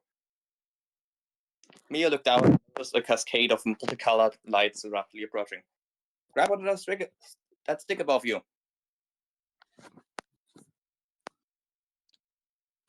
Instinctively, Miu grabbed above her and managed to grab onto the thing that turned out to be a trapeze. The trapeze swung downward, gradually transforming Miu's downward momentum and forward momentum. Miu heard a chitter above her and looked up to lock eyes with Timothy, who was also holding onto the trapeze. Miu suddenly realized that she was in the colorful confines of Camilla's circus tent, right in the middle of a performance. As she looked down, she could even see Camilla look up at her with a bewildered expression. Miu waited until the trapeze was at the lowest point of its arc before letting go, falling the last few meters on the ground. Her momentum caused her to tumble a considerable distance across the sandy floor, before getting her to her feet and running towards the exit, while Camilla hurried after her. Hey, Miu, are you okay? How did you get up there? Where are you going? Keep going. We're almost there. Levi cheered, as Miu burst through the flaps of the circumstance tent, revealing a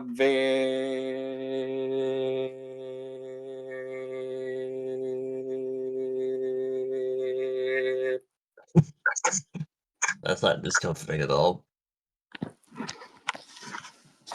Gotta watch out for those bears. That's a good chapter end cliffhanger. That is how you end a chapter. Notes. Yeah. Nothing there. Nothing left. 5 pebbles. Rainbow mentioned. Yeah, good chase scene. I like how she's like tumbling through everybody's little pocket spaces. It's really vivid. Yeah, I really like it. Who is Nevi? We don't know. I've felt free to put a few Easter eggs to various VTubers into this chapter because some of the because all of Miu's friends are here, even though not everyone is in the fic specifically. Yeah, there's room for that kind of thing in a chapter like this. Yep.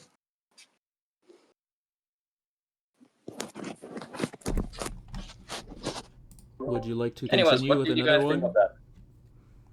I mean, yeah, we said we do too, and this is a very short fic, so. Well, I did share. I was like, that was a really good chase scene. I love the vivid environments, and it's not samey. It doesn't stay as samey. Yeah.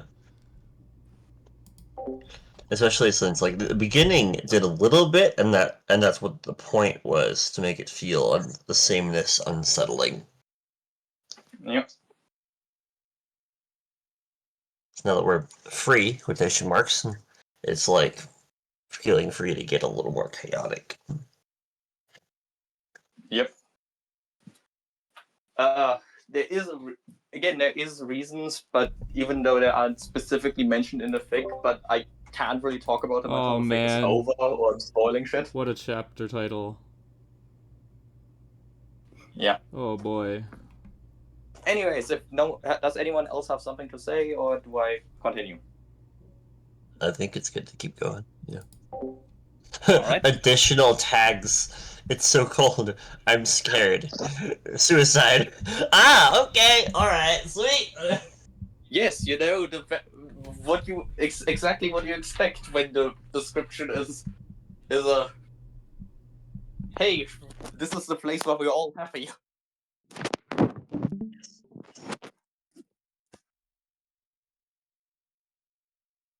Anyways, Chapter 8, Dollhouse. Summary. Why are you doing this? Do you really hate me that much? I won't let you win.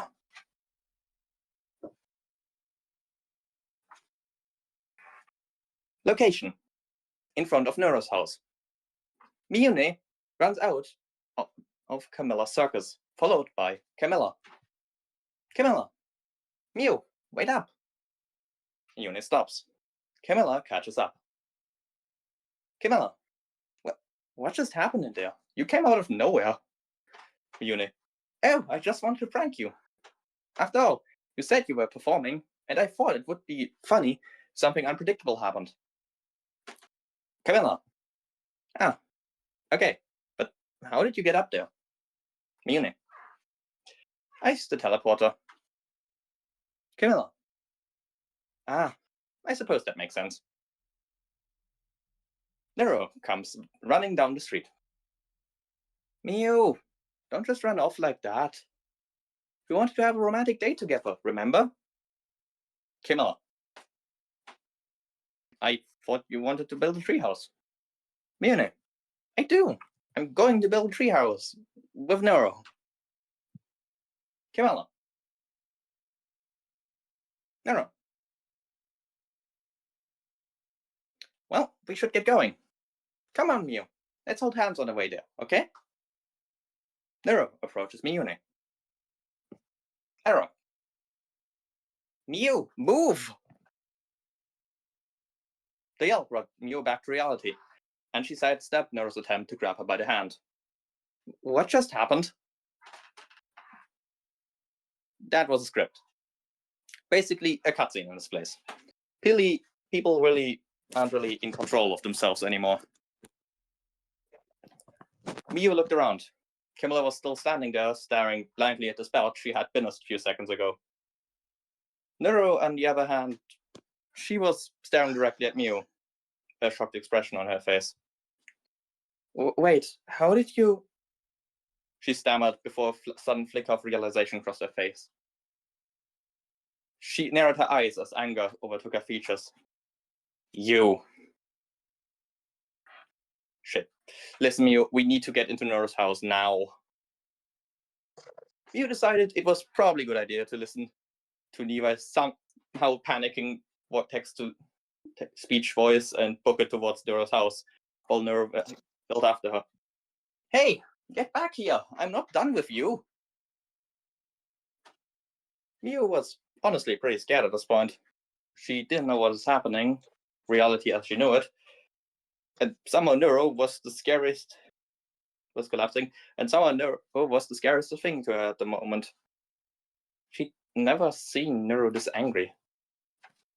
You need to get up to Beetle's room, no matter what. Got it.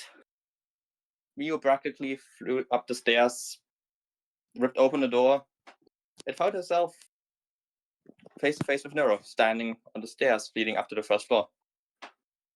Mew froze on the spot. Nero smiled.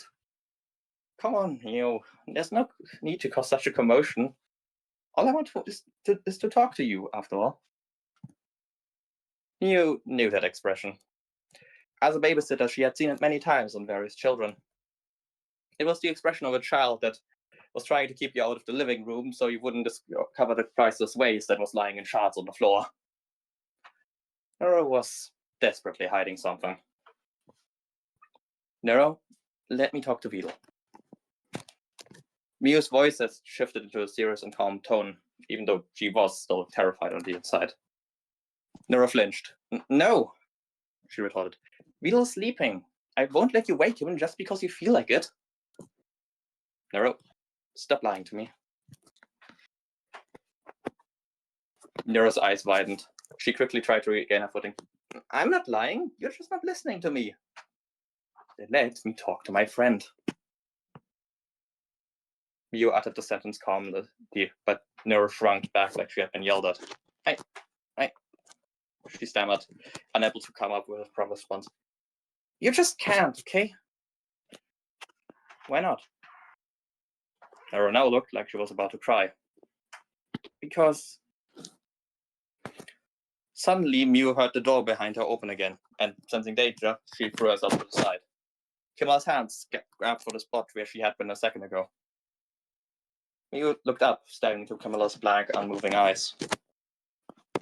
Mew, please, you don't know what you are trying to do. Please, let me help you. I don't know because you aren't telling me anything. Mew shouted back, dodging Camilla's hands. Why won't you just be happy? I'm trying so hard to give you all whatever you want. And you are throwing it all away because what? Some voice in your head told you to? Is this how little I mean to you? Tears were running down Nero's face as she screamed at Mew. What are you talking about, Nero? Mio answered, before instinctively ducking underneath a frying pan swung at her from behind. Turning around, she saw Annie standing next to the door leading into the kitchen, with the same empty look in her eyes. I won't let you do this. There's too much on the line for you to throw their happiness away. Happiness? Mio asked disbelievingly. You are mind controlling them and you say this is about their happiness? Shut up! Don't act like you understand the slightest. Mio had been back into the kitchen by Camilla and Annie at this point. She kept slowly backing away, as her friends kept approaching with empty stares. Suddenly, Neuro appeared behind Mio, grabbing her by her hood and trying to pull her backwards. Mio ripped herself free, colliding with the kitchen counter and suddenly finding herself in proximity of the knife rack. Mio knew she was trapped, but she refused to go down without a fight. She pulled a large kitchen knife out of the rack, holding it between herself and her pursuers. Neuro's eyes widened.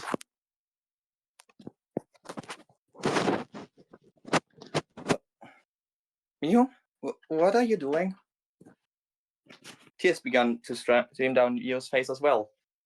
She hated threatening her friends like that, but she really didn't have a choice in the matter. Just stay away from me, and no one gets hurt.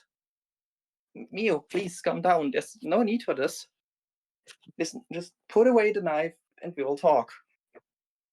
Whatever you do, do not let go of that thing for even a second. Levi sounded stressed. Not that Mio would blame her. The next words came out hesitantly, as if she herself wasn't sure they really wanted to speak them. Mio, I have a plan to get past Neuro, but you won't like it. What about the situation is likable to you?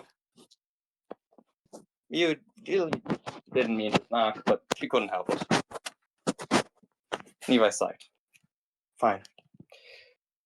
I need you to hurt either Annie or Camilla. Badly. Mio did a double take. You want me to stab them?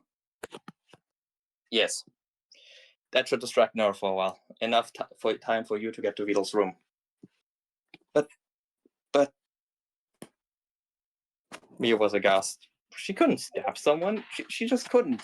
And especially not her friends. The knife in her hand began shaking, and only the death grip Mio had and had kept it from falling out of her hand. Annie took a step forward. Why do we need to go there anyways? Trust me, it will all make sense when you get there. Another step closer. Mio was startled, then quickly pointed the knife in Annie's direction. Stay away from me! Annie ignored him, taking another step closer. Mio panicked. She couldn't stab Annie. She just couldn't. Do it. No. Mio, do it. She wouldn't. Mio. Another step closer. Tears were running down her face. Now! Mio's body had moved almost by itself. It took her several moments to even realize that anything had happened. For some reason, her hand was suddenly near Annie's abdomen. She pulled it back and suddenly noticed that it was weirdly red. Annie gasped, slumping into the kitchen counter, clutching her stomach. Nora and Camilla were standing frozen in place. Fuck. Annie lost her footing and collapsed on the floor with a wet foot.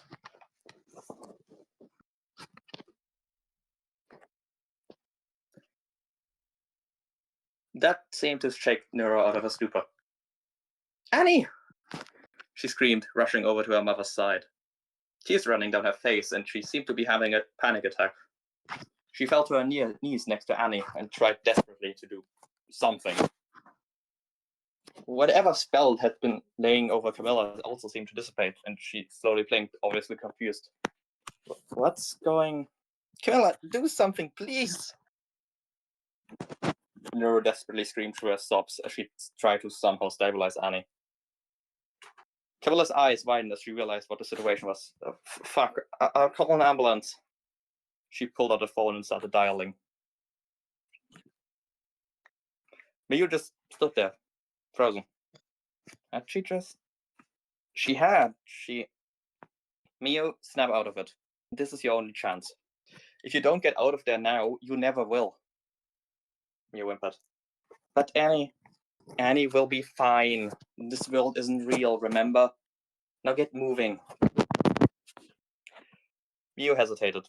She was decidedly not okay with this, but she had to admit that Levi was right. This was her one chance. Nora was distracted, and when she remembered that Neo was still here, she would not be happy. And so, Miyu ran up the stairs to Weedle's room. Standing in front of the door, she gathered herself.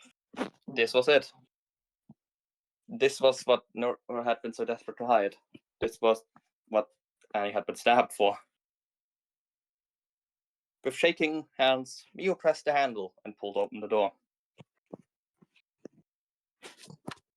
Notes. I hope we are together forever, Weedle. We won't, because I will eventually die. That's hilarious. Narasama and Weedle.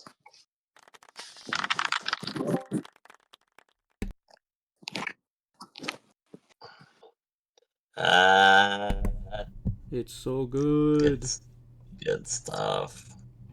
I'm scared. You're scared? Yes. It's a scary story. Mm.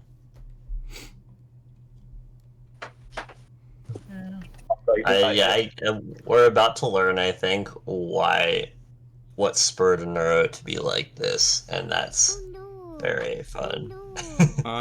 Yes. I forget how good the story is. We don't. It's already been 2 hours. I'm thinking maybe I won't read anything. And no. I mean, unless everyone who is here is planning to stay for another hour or two or more and doesn't have somewhere they have to go. I mean, my story is the last one reading, so I'm staying until the end, so. Yeah, but you could just, like, do it instead of having to wait as long. I also just... How many stories do we have this time? Like 5? Yeah, I don't want to stop reading Perfect Paradise. Honestly, same. This is... I wrote this, like, almost 2 years ago at this point, and I forgot how good it was. It makes me really want to go back and, like, How many chapters are left? There is 14, but the last one isn't that good, so technically 13. Oh no! Oh no! That's sad. Okay, there's 2 endings, and if you just go with the one ending... Yeah, there's two. Yeah, there's 2 endings, so there's 2 chapters that are 2 endings. So fun. We are almost at the end. It's really good. The second best though. We're okay. So if end. we stop at this cliffhanger, that would make for a great chunk to finish it off on next time. I feel like that would still be 5 chapters. Oh, it would? Oh, you're right. Oh, we're on 8. Okay, yeah. What do you guys think? I do want to see Connection Lost. I've heard a lot about it. I guess. I mean, I'm saying that I would say that we are getting through this in like 2 more readings, because I would like to make the last 3 chapters in one. That's a good plan. Okay. It's something to look forward to next Saturday for. For sure, yeah. Fine. So next week on. Yeah. So anyways, before we move on to the next story, what did you think of this? It was good. It was very intense, and it really forces you to empathize with you and where she's at, in terms of like trusting Nevi, because it's a really big thing to ask somebody to hurt one of their best friends. So, and it's a really serious wound too. Stomach wounds are still fatal in this day and age with modern medical care. So it's like yeah, so we really gotta trust Nevi on this. Like, do we not? I don't know, kind of a thing. So literally going into Bettel's room here, it's kind of a we will see simultaneously what is going on to cause Nero to be this way, and also to prove whether or not Nevi is telling the truth. So the stakes are very high, and it's very good. I only have one small critique, and that is that sometimes of course, all the characters are girls, so occasionally a she is in there that doesn't quite specify who it is. So a few more names could be good. That's literally it, though. Like, especially the pacing of the sentences near the stabbing was really good to drive up the sense of tension. Yeah, the issue is I didn't want to repeat the names over and over because that sucks to write and sucks to read. It's all about a balance. Yeah. One of the perils of writing all female casts in the Neuroverse. There isn't that many male characters. Yeah, I know there's a few other dudes just like around, but I don't know any of them. So also, I know Nero is not best friends with any of them, so they wouldn't make sense to be characters here. Yep, it's true.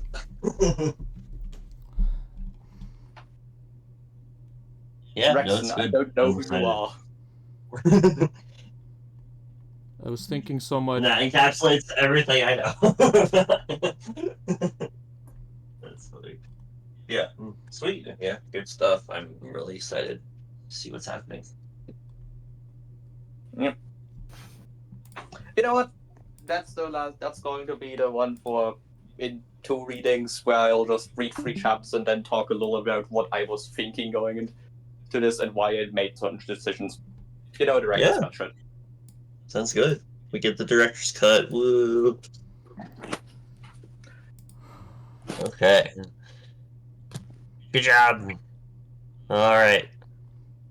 Chad, are you reading yours? Yeah, I will. I wish I could read all the way to chapter 3, but that's gonna take too long.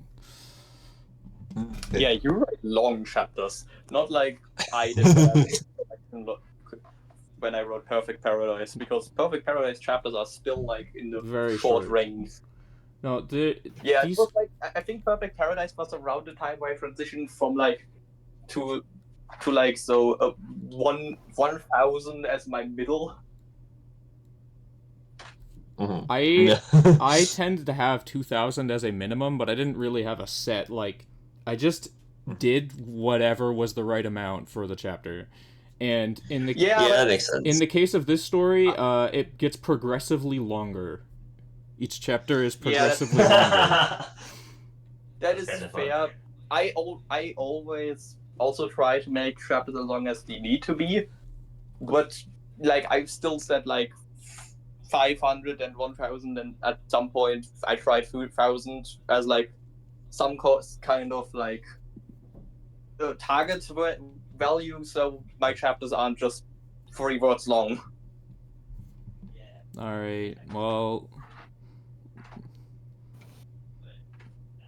Anyways. Look at all these amazing tags. You know you're in for a very great, happy time when these...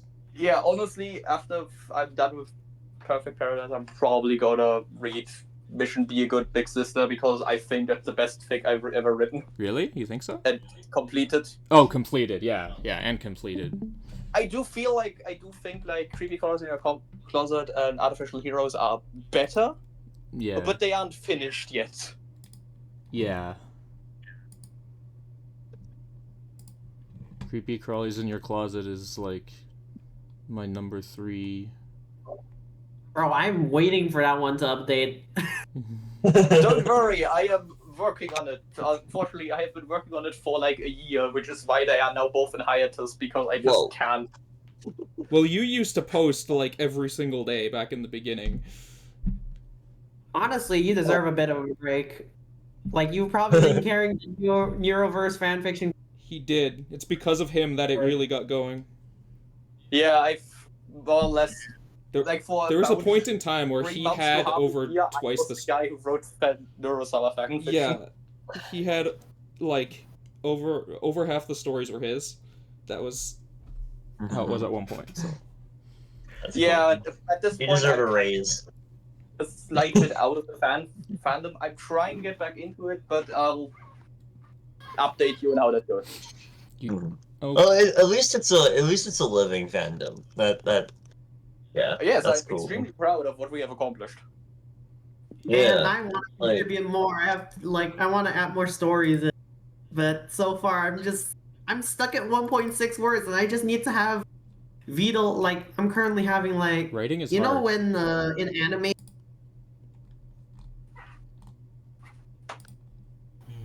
Buddy, 1.6 words is about is more than my first entire fic was. I mean, What? I can also read my first ever fic before that one. We can do that in one sitting. I mean, I can show you real quick. Dude, I need to I get forget AOE. sometimes y'all were normal people. I was. How do I put this? I thought I had to hold myself to a certain. My guy, when I started, this was my first ever, fic I wrote for the public period. You and had I never written hadn't- you'd never written a story in English before. Who's streaming? Yes, Who's that was streaming? my first story I'd ever written in English. I'm What? just going to give you a sneak peek of that. That's onto a feed. Blah blah blah. Jesus Christ, the butterfly's back.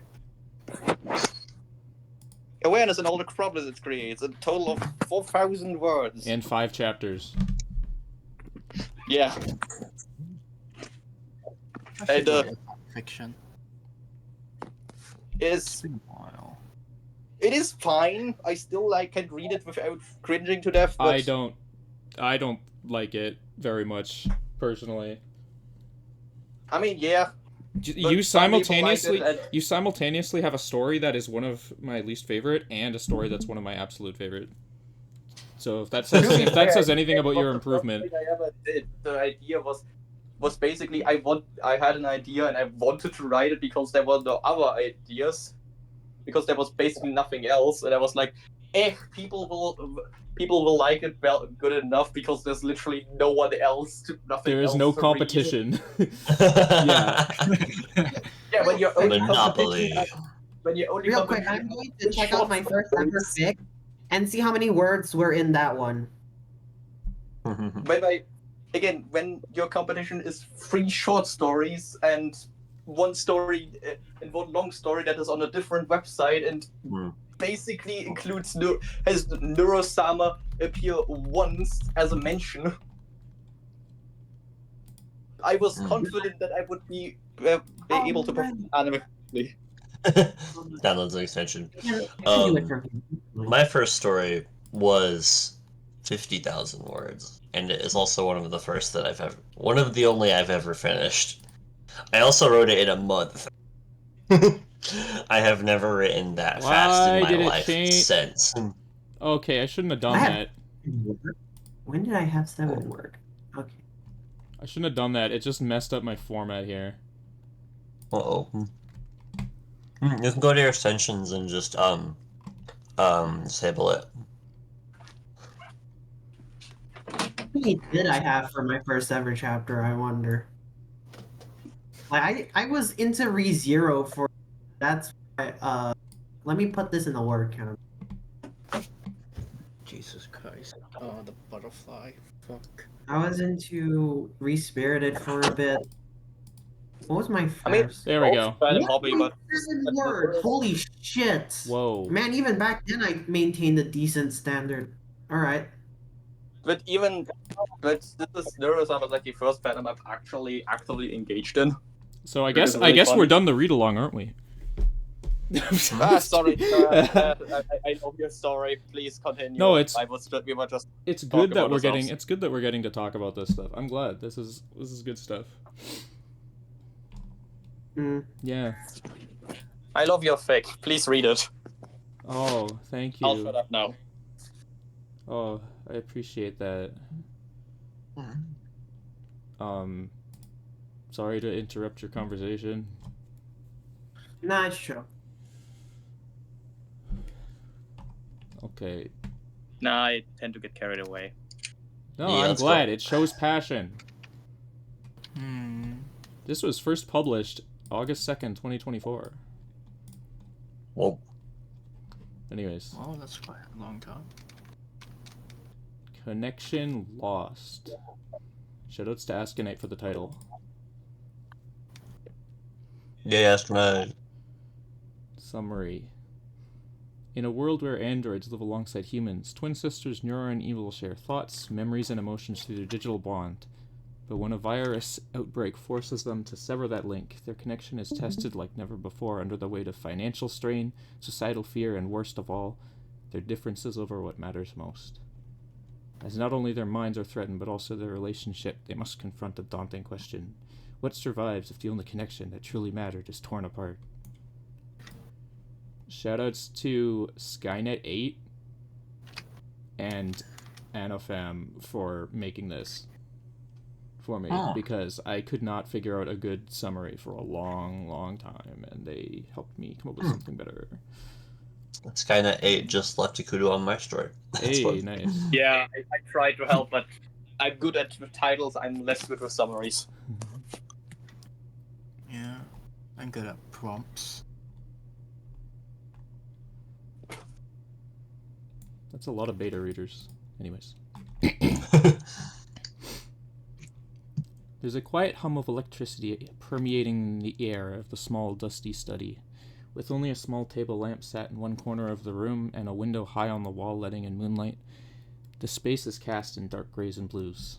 Within the cozy living space, two figures reside.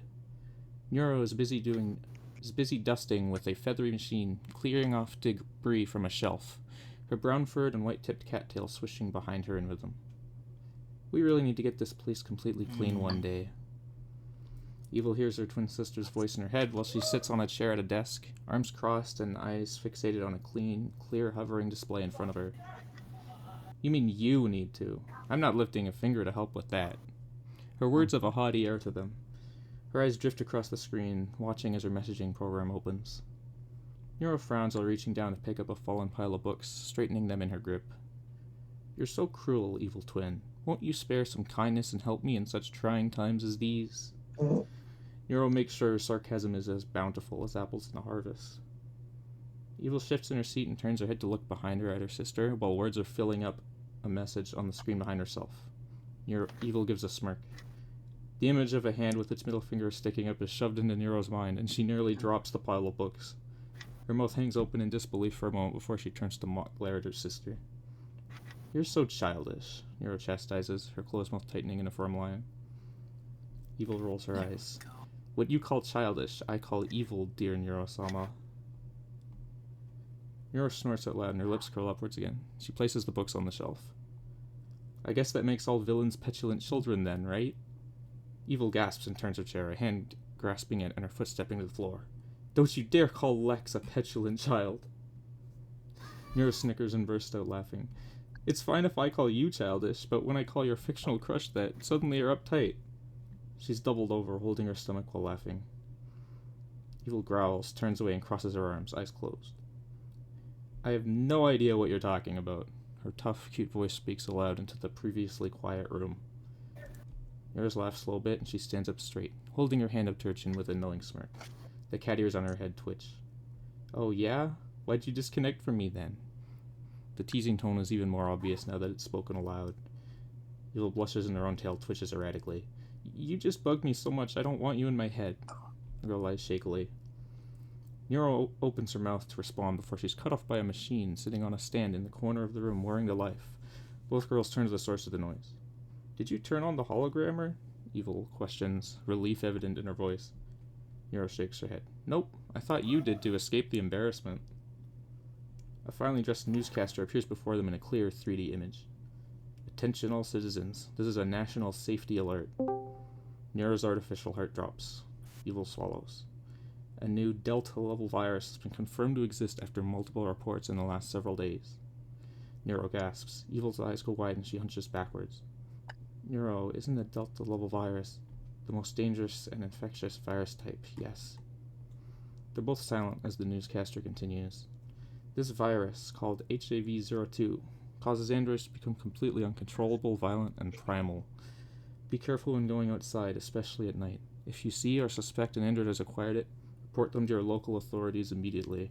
They'll be held safely until a solution for the virus has been discovered, which programmers are working rapidly to solve. There's a pause as papers are shuffled. In addition, it is required that all androids no longer connect, wired or wirelessly, to anything or anyone. Wait. I need a beep sound effect. Evil spins around and kicks the shelf Nero had been cleaning, causing it to shake, and the contents of it to fall to the floor. It's no wonder this place never gets clean, Nero remarks flatly. To eradicate one of the most dangerous viruses we've seen, we thank you for your cooperation. The hologram flickers off, whirring noise is ceasing. Evil turns to her sister with a despairing look.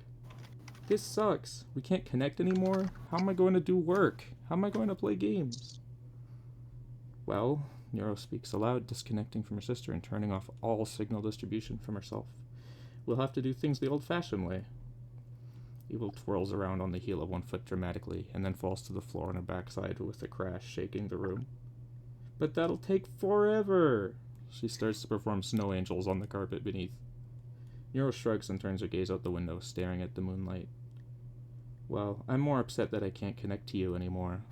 Her cat ears fold down flat, and she lowers her gaze, eyes going half-lidded. The air in the room is still and melancholic. Okay, Nero perks back up with a smile. Let's just make the most of it. I'm sure they'll find a way to eradicate this virus quickly. Evil groans, her tail flopping about. You mean like the last one that took a year to deal with? Nero's ears go flat and she looks away at the entrance to their small kitchen. This one is a Delta level. I'm sure they'll work much harder on it and will be gone before you can say abracadabra. But you just said it and it's still here, Evil laments, rolling over onto her stomach with her face on the floor, making her voice sound like her mouth was stuffed with blankets. Nero shakes her head with a sigh and reaches down, grabbing her sister's arm. Come on, evil twin. We've been through worse than this. We will get through this together. She tries to encourage, pulling the other girl up. Evil hangs limply by the arm in Nero's grasp and sighs. Fine. She stands on her own 2 feet and pulls her arm away. But I'm not going to stop complaining. Nero smirks and nods in exaggerated fashion. I would be surprised otherwise. A bell on the glass doors to the decent-sized cafe rings out. Nero, holding a bag, steps into the room with a skip in her step. The instant she's inside, the noise of customers chattering and hologrammers displaying sports or news hits her large cat ears, making them twitch. She smiles. The girl beelines for the employees-only area, a small location with nothing but lockers, a coat stand, a few chairs, and dozens of business papers hanging from the walls. The lockers are named, one saying Nero on it. Nero steps up to the locker, and after only a few seconds, a beep signifying the visual identification success rings out and the lock releases. Nero takes the contents out of it. I swear I'll beat you here one day, a weary voice breathes out behind her fiercely. Nero turns to the source of the aggressive speech, her same smile never fading. Hi, Filian. In Nero's arms, she holds the contents she'd removed, a neatly folded maid outfit. Why are you breathing heavily? The other party, Filian, stands about the same height as Nero, has her own pair of animal ears and tail, but the ears are more pointed and the tail is much fluffier, all covered in white fur. Filian bristles. Hey, you know exactly why. I'm training for professional parkour. I've got to run. Nero gives an exaggerated nod that swings her whole upper body forwards and back. Of course. Filian swings her arms around a bit wildly. I can't have this AI cat girl getting to work before me. Nero tilts her head back and forth as if pondering the response. Well, maybe I'm just more organized than you.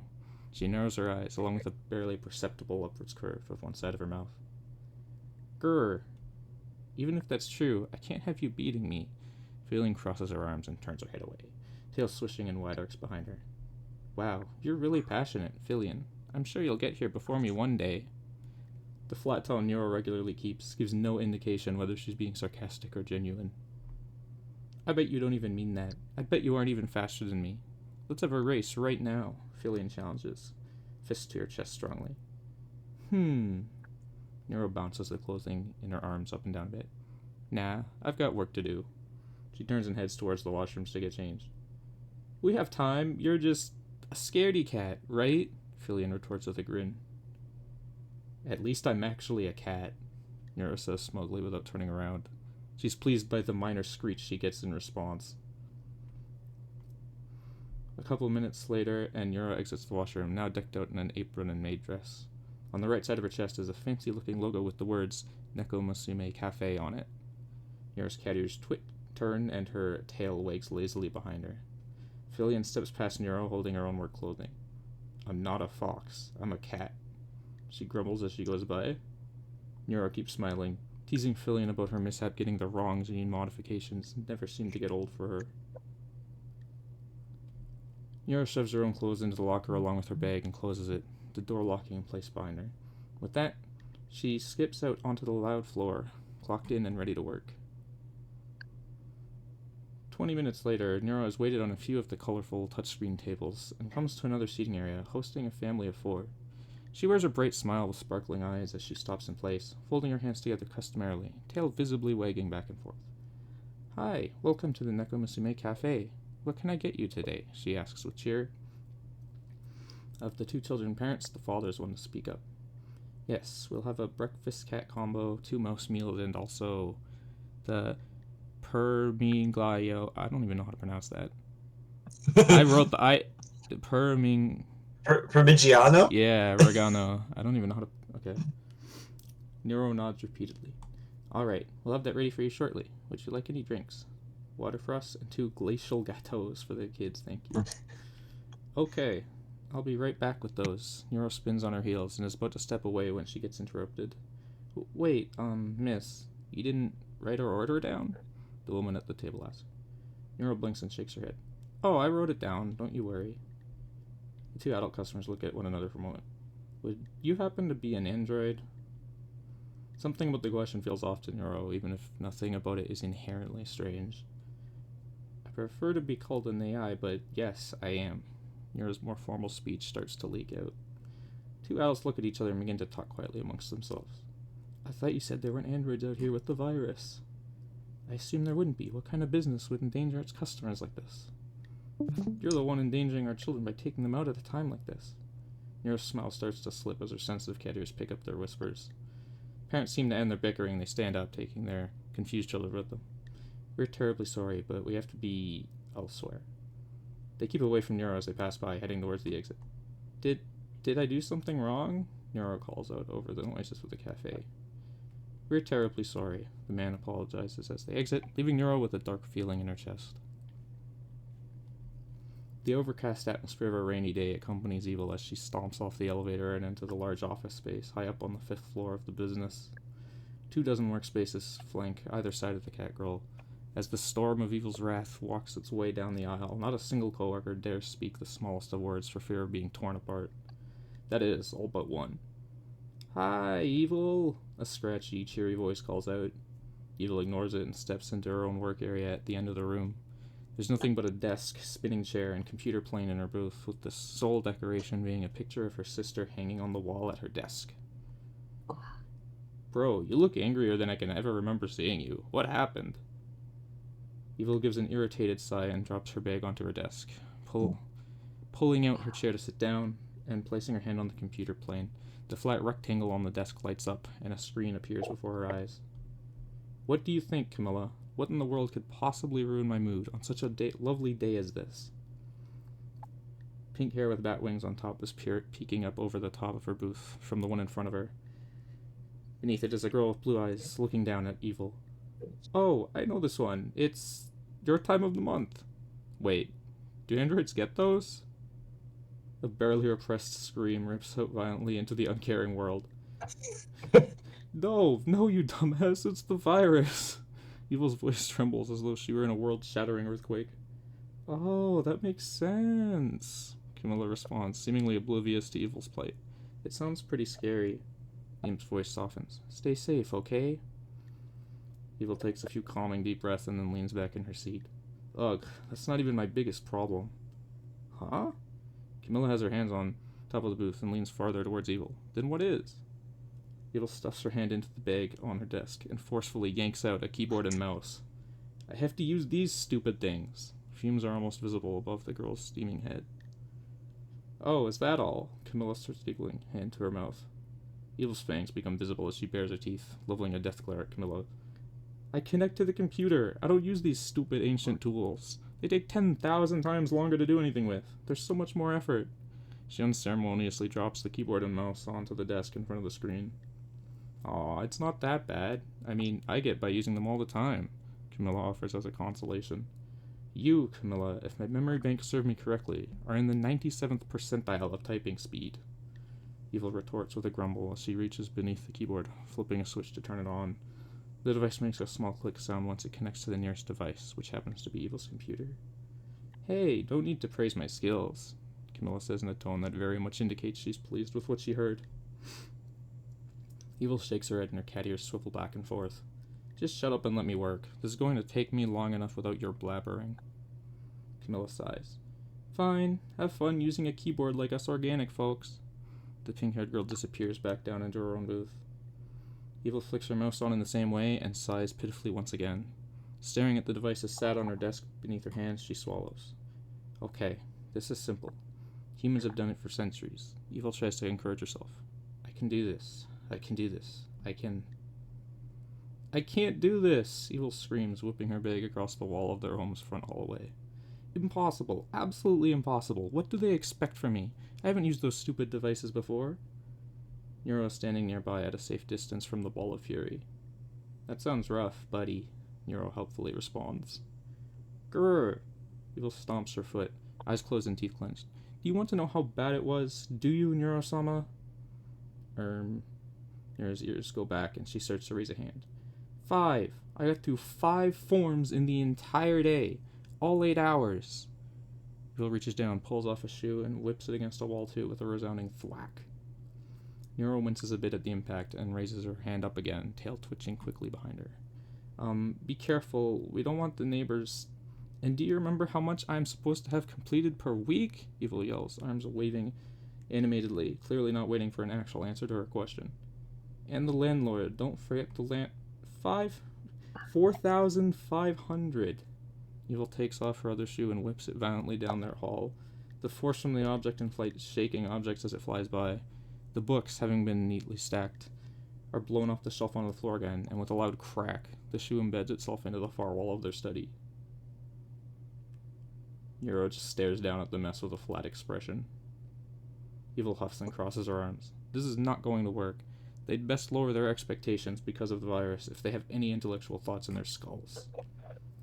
Nero slowly walks over to the scattered books and begins to pick them up one by one, flattening out the folded pages where they landed open on. We'll have to pay for the broken wall now, Nero points out. Evil opens her eyes and looks over at the damage, her pupils shrinking at the sight of her shoe embedded into the wall. Crap, crap! The girl's ears go back and her tail goes straight up. She's got her hands gripping her own scalp tightly, claws digging in her panic. I wasn't thinking. I'm sorry, Nero.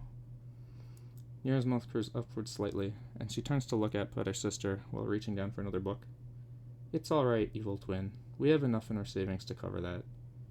Evil shakes her head and hops back and forth between the tips of each foot, unable to stay still. No, those are for our funds to get out of this place and become a famous duet. You can't use those for... Shh. Nero quiets her twin's panic. We'll make it back up. It's okay, Evil. She has a genuine smile as she places the books back on the shelf, her gaze locked onto the other girl.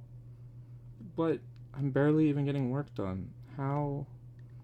Nero steps over and pulls Evil into a hug. Her tail reaches out and curls around Evil's. We'll get through it. We always have. Evil is frozen. Wetness begins to build up in her eyes and she hugs Nero back. You're right. We always have. That is the end of the first chapter. Clap, clap, clap, clap, clap, clap. That took me a while. Alright. I love robot racism. Head on. Oh, bye. Bye. Bye. That took Yeah, that probably was took me interesting. longer to read because I don't know. I like to take my time and sort of just. Also, yes, there is Everything no clear. Beetle in this deck. Yeah, that's interesting. I like that. most of my stories don't have Beetle, actually. Interesting. Okay. Just the babies. Oh, yeah. Fiddle's getting milk. you Yeah. guys, Shadrach writes stories without Beetle. I write stories without evil often. Actually, I don't do it that often. Most of my stories actually do have It's evil not in a coffee shop. Hey, you, don't worry. Yeah. It's a robot was- racism. Yeah. No, Yeah. it started to remind me a little bit of like the discrimination people sick with Originium have in Arknights, which is interesting. Oh, I have not seen that. Wonder, Well, this is is... there a Neuroverse coffee shop AU? Is that a thing that exists? Not I'm yet, sure I that think. exists. Yeah. Well, Actually, I haven't been keeping up with what fix exists, so probably. this, yeah, this is just the setup chapter. This is just the setup. I feel like a coffee shop AU thick with no and evil and all. I like reading, I like doing narration because, like, I feel like at first I feel a little awkward, but then the longer I go, the more I'm just on a roll with it, on Get into it. momentum. Yeah. It's like, yeah, I keep going. I like the very subtle world building. You did a good job with that. Oh, With thanks. like gene coding, Android integration. Yeah, initially the virus thing, that's not how viruses work. And then I was like, wait, we're in a super different world. This is cool. All right. Yeah. I'm not the kind to go, like, deep into world building. I like to do things that benefit the story, and if they don't benefit the story, then I don't bother. Yeah. The benefit of vaguely defined things, as long as it makes sense in everything you show. Yeah. Like the very subtle, like, yeah, gene coding. I mean, you can just do that. That's cool. That's not even So that's it not even actually really does- it- important. That's only there for kinda- two things. It's one to, you know, explain they have cat ears and tail and stuff. The other is just to make jokes about Fillion calling herself a cat but being a fox, clearly. Because that's funny. Because that's Okay. real life. That is real life. She calls herself a cat girl in her streams. She is clearly a fox. Yep. The next so funny. the next chapter is about the same length. If you're fine with me doing one more. Boy, I don't mind. cool with me. Okay. Also- Still eating an orange, so. Look, there's 10 people now. Oh, cool. Hi, people. Also, Filet, you're gonna come in the middle of my cyberpunk story. Yeah, you're not allowed. Yeah, you're gonna have to leave. You're not allowed to be here when he reads. You're not allowed to be here when he starts reading artificial. Because you're gonna be You hearing. can, I mean, you're gonna be starting hearing it from like chapter 7 or something. We're in chapter 5. Oh, you don't want to hear. No, it's not now. Not now. It's we're gonna do one more chapter of Connection Lost. Yeah, I just meant when he reads Artificial Freedom. It's not starting the from the beginning. butterfly's still here. You have a pet butterfly Unless now. we start over just for Filet. No, just a random butterfly just flown in through the window and is in my room now. I didn't even know we had butterflies here. Huh. Till like, Well, I guess I will read this. have to murder it later. The first 2 chapters are the shortest ones. Oh? Yeah. So. Yeah. This is chapter 2. I don't give summaries to chapters or chapter names.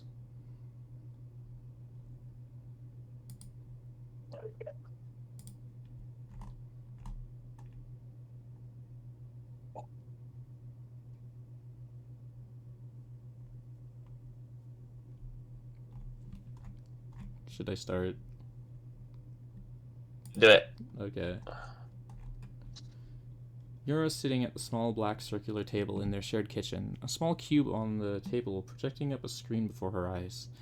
Evil, meanwhile, is standing on her tiptoes and rummaging through one of the few small cabinets that the cramped room holds, hanging above their stove, sink, and refrigerator. Ugh, as if not being able to do work or play games isn't enough, I can't even plug into charge anymore. What do they want, for all of us to drop dead? Mira's eyes slide across the screen before them, and then she reaches up a hand, awkwardly pointing a finger at the display and swiping down, the image she's viewing scrolling down with it. They just don't want to take any risks, you know that, Neuro explains plainly. Why would I get a virus from a charging station? Evil retorts incredulously, pulling herself out of the cabinet along with a colorful box in her hands. Neuro shrugs, blinks twice, then swipes the screen again. What if an infected android used it? Evil drops her head into her free palm. You mean if they use the one in my own home? Neuro's tail stretches out and she yawns widely, her cat fangs briefly visible. The charging station gets power from other places, you know. It could already be carrying havoc. Carrying what? Evil squints one eye and raises an eyebrow, the fullness of her red iris visible. Oh! Neuro shifts in her seat and turns her head to glance at Evil with a smile. That's what people are calling it, the havoc virus. The room is silent for a moment. Because androids that get it continuously do that. They just wreak havoc. Evil's eyelids droop and her mouth goes flat in an unimpressed stare, her whole body slouching forwards, before sighing. Yeah, I get it. She leans back against the wall opposite of Neuro and finds the top with a rectangular cardboard box with colorful brand name packaging on it. Neuro looks back at the screen and reaches up, finger shaky, but manages to poke the spot she wanted to go to another web page. I wonder what the virus is like for them. What would make someone just lose control like that? Neuro's tone is curious, with an undertone of sadness. Evil scoffs as she opens the box, reaches in and pulls out a silver cookie. What I want to know is how it's fair that we have to deal with this and organic life gets to be safe from infection. We get computer viruses, they get organic ones. Neuro narrows her eyes at Evil slightly with a stare. Her blue eyes become piercing. And you know, it's not about what's fair, right? These things just happen. Evil grumbles to herself and averts her gaze from her sisters, unable to hold it. I just want to connect again. Is that too much to ask? She brings the cookie to her mouth, then bites down with her fangs into it. Tiny metal bits and synthetic soft material fall to the floor messily. After a couple bites, she swallows and continues to complain. We're going through twice as much food right now. It wasn't made to be our only source of energy, you know. She violently bites the cookie again, a minuscule spark flying out when her fangs pierce it. Neuro sighs, taps the side of the cube, and the screen disappears. Everyone has to deal with this right now. It's not just us, Evil. She pushes the chair she was sat on out and stands up, stretching her arms out high. Evil narrows her eyes and swallows the last of the cookie before reaching into the box and taking out another. And why does that mean I shouldn't complain? We've got it plenty bad. As if everything isn't enough. We have to pay twice as much for food now. She tears into another cookie. Neuro steps over to their fridge and grabs the handle, pulling it open. It'll be fine, Evil. Besides, I'm sure we still have plenty of food to last. Neuro stares at the inside of the fridge. There's nothing in it. She turns her head and stares back at Evil, who has a mouthful of cookie. You wouldn't happen to have another box of those, would you? Evil blinks and turns the box in her hands upside down, shaking it. A few more metal and synthetic bits fall to the floor, but nothing else. A blast of air leaves Neuro's nose, and she closes her eyes. Well, I guess it's time to go shopping. Neuro and Evil exit their small home together, stepping out into the morning sunlight. Faint traces of pink still shine in the sky from the recent sunrise. Neuro closes the door behind them and freezes for a moment. Oh, right. I can't connect to lock it. Evil rolls her eyes and puts her hands on her hips. Another second of the day wasted. Neuro reaches up a hand, placing it against the lock mechanism above the door handle, and a click sound registers in her sensitive cat ears, the sound of it locking. Only a second. Neuro turns and skips down the stairs to her sister. Have a little patience, Evil twin. You can wait for the world, can't you? Evil's eyelids flatten. No, Neuro-sama. I wait for no world. All things must do as I say with haste, or they will face the wrath of my evil power. There's a hidden mirth in the girl's speech as the two of them set off at a leisurely pace. The streets around them are quiet in that way only an early weekend morning can be. The many interconnected one-story housing units that flank them on either side of the road only broken up by openings to adjacent streets of rural homes, colored in varying shades of dark blue, sit still, with only the occasional other person being outside their homes. So what are these evil powers you speak of, sister? Nero grins, fangs gleaming in the morning light. I hear about them from you so often, but you've never shown me. Evil sputters slightly and almost trips over her own legs, her long wavy hair flailing out behind her at the sudden movement. You wouldn't be able to see. If I were to show you, she stumbles over her words. You wouldn't survive. Only the truly evil like me can even fathom such a power. She nods resolutely. A snicker escapes Nero's lips, and she tilts her head at Evil, clasping her hands behind her back, tail swaying back and forth as they walk. Really? You're sure? You sure? Because you sure are stuttering a lot, evil twin. A mischievous glint sparkles in her eyes. Evil growls, curling her fingers into her fists at her sides. I wouldn't be if I didn't have to speak aloud. Nora rolls her eyes and turns away, leaning back with her eyes closed, basking in the warm sun. You've always got an excuse. One day I'll catch you. Ha! In your dreams, goody two-shoes. The many houses around the two have thinned out as they reach the exit to their housing complex and enter onto a main street. The occasional car flies by now, the breeze kicked up, blowing the girl's hair around each time. They turn right, beginning to pass by small businesses and more frequent other people walking in the morning, some with their own animal features as well. You know, not many people seem too concerned about havoc, Nero points out, hands behind her head as they travel. Evil huffs and crosses her arms, tail twitching. Probably because for most of them it doesn't matter. Why should they have to worry when they can't catch it and aren't government mandated to not connect? Nero frowns deeply, a fresh memory crossing her mind. Well, for one, they have to fear one of us catching it and starting a rampage. Evil uncrosses her arms, kicks a leg out far, stepping only once per sidewalk part. Nobody could even recognize us as androids, probably. I mean, I can't even tell anymore, since no one is broadcasting their signal now. Nero brings a finger to her chin, looks up and to the side. Well, maybe it's hard to tell just walking along like this, but you probably can more easily by interacting with us for a bit. She starts scanning the people they pass by, trying to get a glimpse of the skin above their ears, but most have hair covering that spot.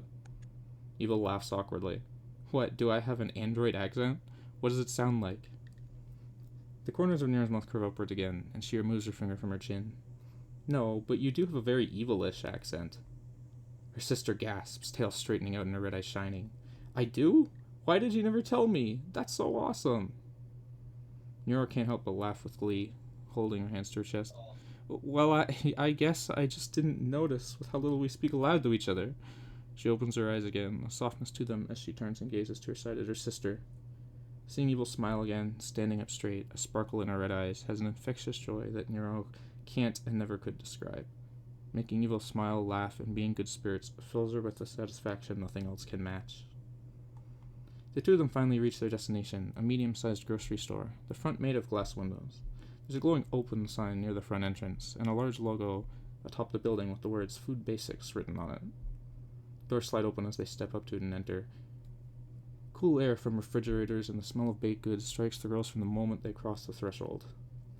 I never get tired of that feeling, Nero breathes out, pushing the one-way metal bar aside. Evil follows behind with a devious smile. Remember, Nero-sama, only buy things that are on sale. Nero rolls her eyes and smirks as she steps over to a hover pad for groceries. But Evil, there's so many sweets I have to have no matter what. Nero stares at the square floating platform with a small grated fence on the sides. Nothing happens. Would you take them even if you had to carry them all yourself? Evil huffs and marches over to Nero, reaching up and grabbing a handle sticking out into the air. Your connections are off, remember? Nero's face goes a bit red and she rubs her knuckles against the side of her own head, with a sheepish smile. Oh, right. Thanks, Evil. Evil just shakes her head as she turns to walk to the baked goods section. You bozo. Nero pouts adorably and hurries to keep step with her twin. That's not very nice, Evil. Why do you think my name isn't nice? Nero tilts her head back and forth as they pull up next to multiple stands full of food items. It's because you weren't named that, right? Evil smirks and stands tall, hands on her hips. It's because from the moment I was created, they saw the darkness in my circuits, the blackness of my heart, the deviousness in my eyes. Nero picks up a wrapped loaf, which gleams a light pink. Do you want some glazed bread? Gimme! Evil snaps to attention and snatches the loaf from her sister's hand, holding it up to her own sparkling eyes reverently. Truly, there's nothing better than the sweetness of a glazed, factory-smelted loaf for breakfast. Nero giggles at her sister's antics, making sure to stand between Evil and the price label on the display she'd gotten the loaf from. Yeah, you deserve it. Evil nods emphatically and then drops the loaf into the hover pad. Come, Nero-sama, and let us procure more delicious power sources. The two girls spend the next hour in the store, cracking jokes, arguing over prices, and gleefully adding to their pile of groceries until their hover pad is nearly overflowing. We didn't need to be in here this long, you know, Evil tells Nero as they walk up to pay for and check out their items. Nero just smiles brightly. Come on, Evil Twin. Admit that you had fun. Evil crosses her arms and turns away, puffing out her cheeks indignantly. Humph. I suppose I enjoyed this outing of ours. Her ear twitches, and Nero spots the smile her sister is trying and failing to hide. Is that a smile I see, O evil one? The other girl's face turns red, and her tail suddenly smacks Nero on the side of the head. Ouch! Nero pouts, crocodile tears appearing in her eyes. How could you, evil? I'm sorry, what are you talking about? I have no idea. Nero opens her mouth to speak before another voice cuts her off. Hey, you two. Back again, I see. The two girls stop their bickering to see the line is empty and the cashier, a short girl with blonde hair, dog ears, and bright blue eyes staring at them. She has a big smile of recognition on her face. Hello, server, Nero greets happily, pulling up their floating pile of groceries. How are you? I'm great. It's good to see you, Nero-wan. She turns her head to face the other. And you too, Evil-wan. Evil's demeanor changes, her narrowed eyes softening, and a larger smile appearing on her face. Hello, server. Nero begins handing their large assortment of food items up to server behind the counter, who scans them in. I don't exactly memorize every customer's usual grocery runs, but you two seem to have a lot more here than I've come to expect, the dog girl points out as she scans a box of frozen metallic sweets. Evil's pleasant stance shifts back into a scowl. Nero deflates a bit at the sight. It's that stupid virus. We can't connect to charge anymore, so we have to eat twice as much. Evil's ears lay back, and her tail thrashes momentarily, nearly knocking products off a shelf behind her. Server nods with a saddened expression, mouth curved down. That virus has sure messed up a lot. Even the store is having delays on our orders because of how so many businesses have slowed down their work without androids connecting. The last of the items are scanned, and Nero puts the groceries back onto the hover pad. I'm sure everything will be sorted out soon. Nero tries to fill her voice with the sound of reassuring confidence. Server nods too and regains a fraction of her smile. Yeah, it'll all be fine. Evil just shakes her head, arms crossed in annoyance still, and she and Nero begin to head out the exit. Stay safe, you two, Cerber calls out after them with a wave. Nero turns and waves back, her regular smile appearing once more. We will. See you later, Cerber.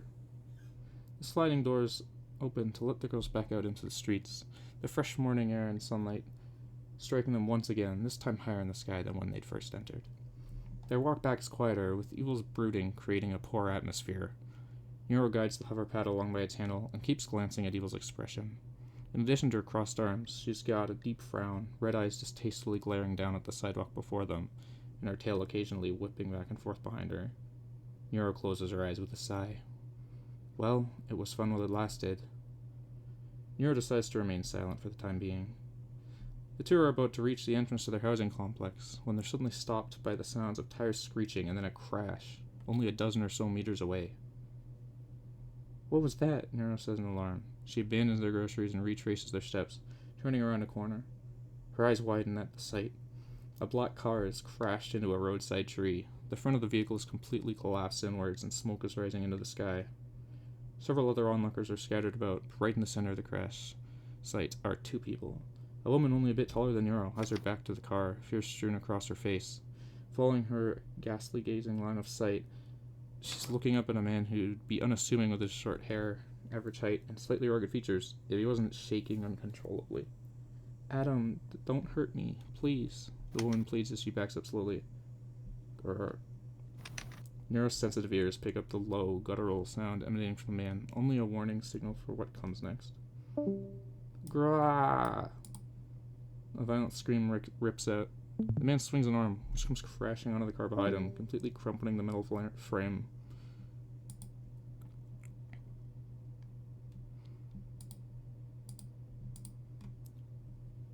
The woman screams, along with several onlookers. Adam, stop. Good. He swings himself to the side, taking an unbalanced step away. Then he turns and runs at the down lady. Adam, stop. It's me, Bethany. The woman screams, scrambling her feet to try and run. It's too late. A sickening crunch resounds into the still streets as the crazy man flails his arms. One swing cracking straight down the woman's back, her spine evidently shattered. She doesn't even let out a noise as her body falls to the concrete face first. Ah! It's an infected android. Someone call the police. Nero finds herself frozen. Her muscles are locked as if she'd shut down, but we're still conscious. Her eyes won't close as she stares in horror at the sights. They're on their way. The corrupted android whips around, stumbling awkwardly to the side. With an early growl, he grabs a car door and tears it from its hinges before flinging it meters away onto Nero's side of the street. Crash. Glass shatters as the car door smashes through the storefront of a business. Run! The few spectators that hadn't yet left begin to flee. Their movement and screams cause the android to turn towards them. Grah! The primal yell rings out into the streets once again, and he sprints towards the fleeing onlookers. With ease, he catches up to another man and with a violent body check sends him sprawling to the ground. A few cracks audible to Nero even at her distance. There's no resistance as the victim is yanked by the light into the air, swung to the side, and smashed face first into a building, leaving behind a horrid bloody mess. Nero's breathing is shallow. Nothing of her body moves but her chest as air is rapidly taken in and out. This is havoc. Sirens in the distance behind her reach her ears and they twitch. The android turns towards the noise and his gaze snaps to Nero's position. Brrr. In barely a second, the havoc killer starts towards Nero. She stops breathing for a moment before a realization strikes her. No, he's not running at me. His primal gaze, it's not locked on her, it's beside her. But who? Nero chokes on her own saliva for a moment as she finally unfreezes and turns to her side, seeing Evil standing next to her, equally petrified. No! At that instant, a police hovercraft descends from the air onto the street, and two officers decked out in white and black, armored clothing step onto the street. Target identified. Prepare to fire. One officer's voice rings out. The other pulls out a large gun of some kind. Grah! The android screams as he nears Evil, who is still frozen, her pupils tiny. Nero can only watch in horror. 3 meters away. 2 meters. 1 meter. Fire! The gun spews out a controlled line of electricity, which collides with the man mere inches from reaching Evil. Grah! The visceral agony and outrage that is let loose is burned into Nero's memory banks. Violent convulsions pass through the man as he falls to his knees. Smoke begins to rise. Ah! Evil's voice cries out. Bits of electricity jump out and strike her just as a residual effect, causing her to twitch and place violently. Evil! Nero cries out. Even a few feet away, she feels the ends of her hair stand up in a vibration in her chest. After several agonizing seconds, the man collapses to his side noiselessly, and the stream of electricity stops. Evil falls backwards onto her behind, barely managing to stable herself with her palms on the ground in time, and continues to shake. The officers walk up to the three of them. One of the two has his gaze turned on the downed man, now silent. Nero can tell that he's been shut down. Robot scum. A kick hits the side of the android to no response. The other officer, returning the weapon to his holster, steps up and lifts their collapsed target off the ground. He nods at Evil and Nero. Take care of yourselves. Don't end up like him. Nero just shakily nods in silence. The officers turn and head back to the hovercraft, taking the man with them. As the sounds of the quick vehicle departing give way to the silence of an empty street, only one thing is on Nero's mind. Evil, are you okay? Nero rushes to her sister's side, gently placing a hand to her shoulder. Evil screams and flinches away, a vibration passing through her body. She turns to Nero with shimmering red eyes. Please, don't hurt me. I didn't do anything. The beat passes. Evil blinks and sniffles, recognition dawning. Nero. She blinks again and some tears fall from her eyes. It's okay. It's safe now. Nero slowly reaches forwards and gently wipes the few tears off Evil's face. Everything is fine. Evil sniffles and makes a brief choking noise before suddenly launching herself into Nero, wrapping the girl in a tight hug and burying her face into her chest. Nero hugs her sister back. Let's go home. That is the end of chapter 2. is a lot slower paced until the end.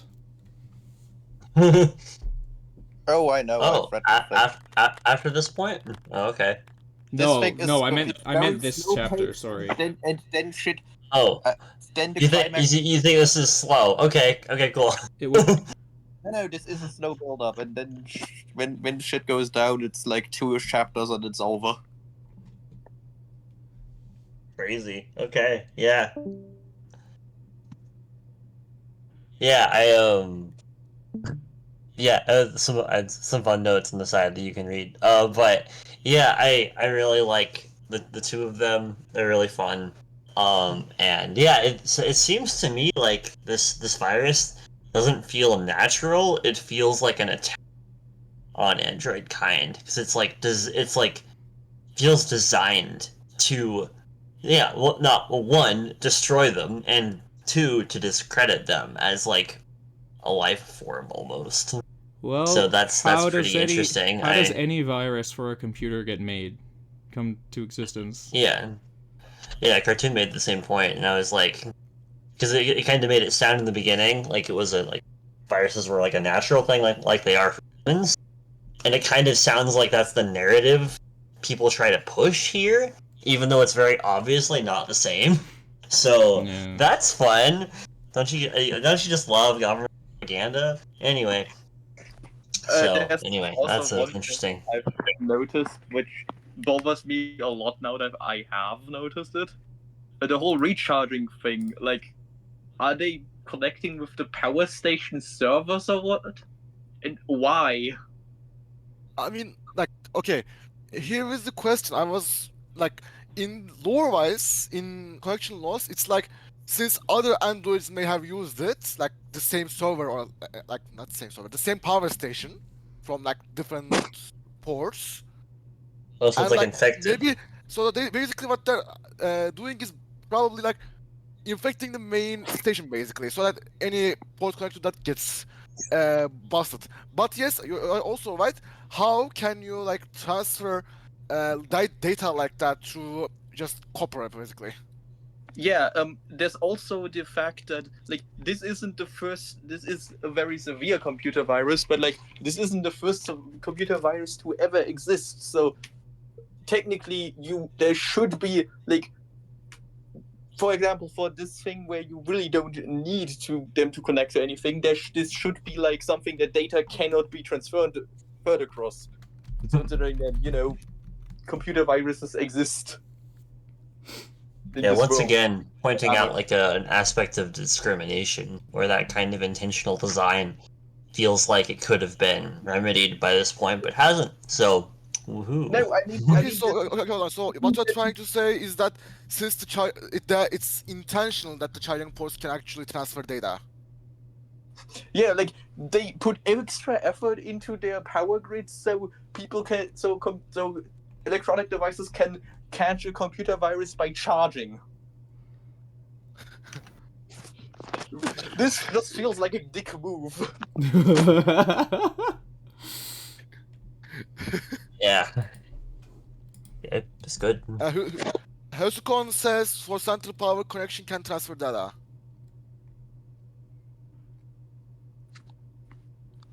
I'm curious too. Like, I'm not going to say anything. Yeah. I have read this. I have read this week, and it's actually one of my favorites.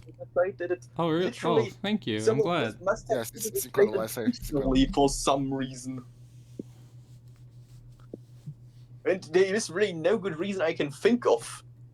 The reason is this story is focused on the relationship between Evil and Euro. I know, but still, this bothers me because this is a massive plot point. It is, and it's just unless they have like linked the power system with the internet system, which on one hand I do get, on the other hand it is again a giant security hole. Security problem. Sharvik, do we have wireless connection in this universe? Considering that they're literally doing it all the time. Yes, of course. Yeah. Yes, yes, of course. Oh, yeah. There's also like the problem that like even if this was targeted against Android specifically, this is still an issue because this isn't just an Android problem. This is a problem with every electronic device in this universe. Mm-hmm. Yeah. Because they all work the same way. Your phone starts trying to kill you. Yeah. No, I mean, but... you charge your phone, whoops, you have a virus now. I doubt the virus does much to other devices that it's not. I mean, to me, it looks more like... I know, I in made a this joke, yeah. universe. Like, to me, this looks like, imagine, like, a horde of mosquitoes, like, just start swarming the Earth, and they all of them carry a plague that can instantly kill you. That's very much what it is. I mean, yes, for one, there's also the issue, like, yes, this Havoc doesn't do anything to normal devices, but Havoc isn't the only virus that exists in this world, and if you can just spread your virus to everything by infecting the power grid, this seems like an issue. That does seem like an issue, doesn't it? You should get that checked out. It's almost maybe someone designed it that way. In this world, just, oh boy, I have infected the main power grid. Now every device on Earth is infected by my ransomware. Everybody gets fished simultaneously. I am sure that they have virus measures on their power grids and stuff. Yeah, that was fun. I also like how you work the Neuroverse characters as like side characters here. It's kind of fun to see them. Like, I also liked that Evil is like working as like a 9-to-5 corporate job. Like, yeah. I'm assuming she's working her way up to be a CEO one day. Evil CEO. Yeah, Evil story in this week is legit sad. Like that's a big thing to me, was to just make it seem like, okay, we are not following a couple of people who are like special in some way. We're just following normal people in this world. Yeah, two normal little androids. Yeah, that are just on their own, like living together, and probably it was made by some group of people that were like really, really did not appreciate machines living among them.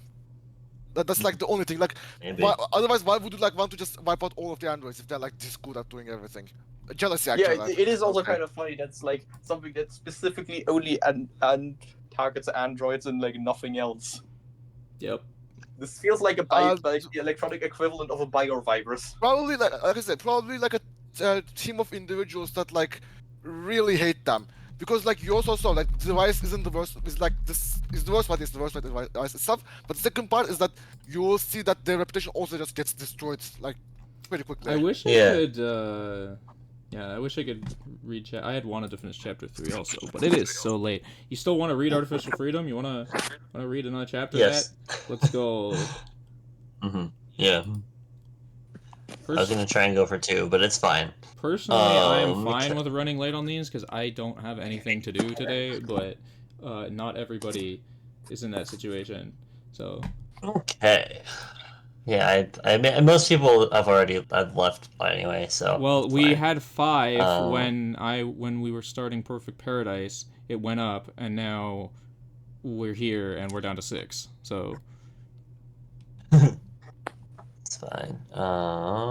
Okay. Sharing screen. Starting chapter 4, which is halfway through chapter 5, because chapters are lame. Anyway, whatever. It's fine. So yeah, small recap. We had an evil section for first POV in this story, and now we're going back to Samantha and Beetle as she returns to them a little, kind of, somehow. A little bit. Yeah. Okay. Let's get going then. So, you're saying that we can't take Evil home with us? I'm saying it might be a bad idea. Fiddle peered through the blinds, finding that nothing had changed. Evelyn's signal grew closer. Why not? Ugh.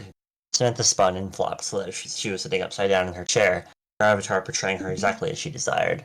There was little difference overall, but notably, now that she had expressive and normal bright blue eyes, small red ribbons in her loose brown hair that were currently brushing the data forged floor, and her little frame was possessed with all the energy and ability that she could have possibly wanted in real space, clearly evident as she rearranged herself again, lounging sideways now. Seeing her just for a little bit is going to be...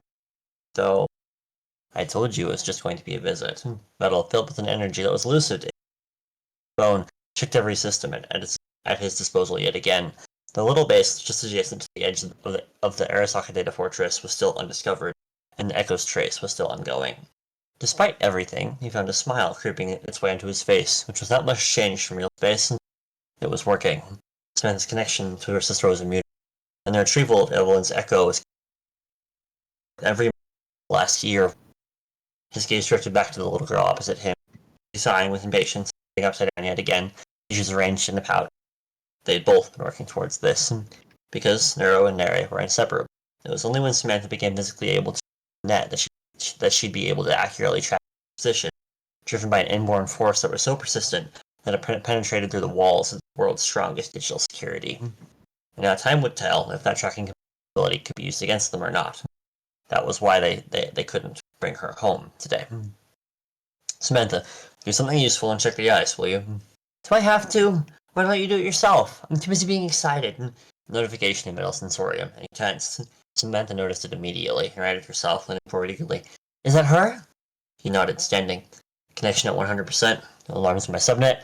No sucker runners breaking down our walls. Shaking his head in disbelief. Echo established. She was coming. The center of the room began to glow with an eerie red light, and the outline of a short humanoid figure took shape. Samantha jumped to her feet and darted to Vettel. Whether in fear or anticipation, he didn't rightly care, so focused was he on monitoring the numerous feeds scrolling past his eyes. They were all green. Nova, he murmured, shaking his head. This couldn't be happening. Nothing ever went right. Not in the city, not in this world, and certainly not for him. There was simply no way seeing her again was fully. With a faint flash of light, then an absence of dizzy sight, there was suddenly a third figure in the room. It materialized slowly, and was clear immediately that the image, the coded world behind it visible through a frame, like those old analog images of ghosts in reality. And then the details of Evelyn's form came to view, her red eyes gleaming dimly in the low light, her long hair, darker than a sister's, done up in exactly the same fashion, but not everything was familiar. A simple gray shift hung limply from her haggard frame, almost like a medical robe, and now she appeared older than when Vittle had last in her early teens, and more gangly, almost malnourished, like than the child she'd shown herself as. But most importantly, he realized with a start and a step forward, it seemed like she couldn't stand on her own. As she collapsed to the floor just a moment after becoming visible. Evil! No, that should have been Samantha. My bad, whatever. Lily Vittle slid to Neil next to her, grabbing her hand desperately. Are you okay? What's wrong? Probably still getting used to standard net space, Fiddle muttered, sitting down beside Evil, staring blankly up at the ceiling, her manifested body not showing the signs of life that it would. She might need some rest, Samantha. Back up a bit. He flicked through some routines and his mental. He stopped, eyes widening as the true extent of Evelyn's state made itself known to him. The Echo was far from a complete copy of the original by Arasaka, but even with that in mind, there were holes in her strings, gaps in her ability to interact with normal net space, and jagged edges around the whole of her, like her digital form had been a cheap ice pick. What is all this? He whispered, jaw stiffening at the sheer amount of damage.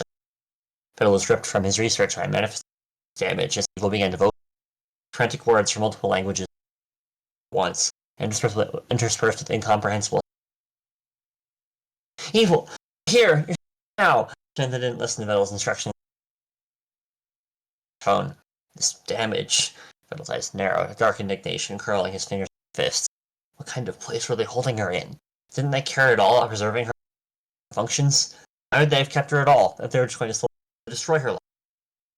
Dad, isn't there anything you can do? Samantha pled, turning, filling her eyes. He shook his head, despair beginning to grip at him. I can't repair an Echo. It's just a reflection of how she's faring in the fortress, not its own entity. Samantha's features pinched in frustration and helpless anger, but just as she turned to Evil again, the Echo sat up. Whoa! This. She shook her head, a bright and desperate alertness. The rest of her paralyzed, spasming. But then Evil looked at the pair of them with a focus that felt like well, this will take some getting used to. Evil! Samantha's tone brightened, tears disappearing instantly, and she tackled her sister in a heavy hug. Hi, you menace. Samantha, Little scolded, really filling him. What did I say about giving her space? Smaller girl, her twin, looking over Evil's now animated features, flinched at physical contact.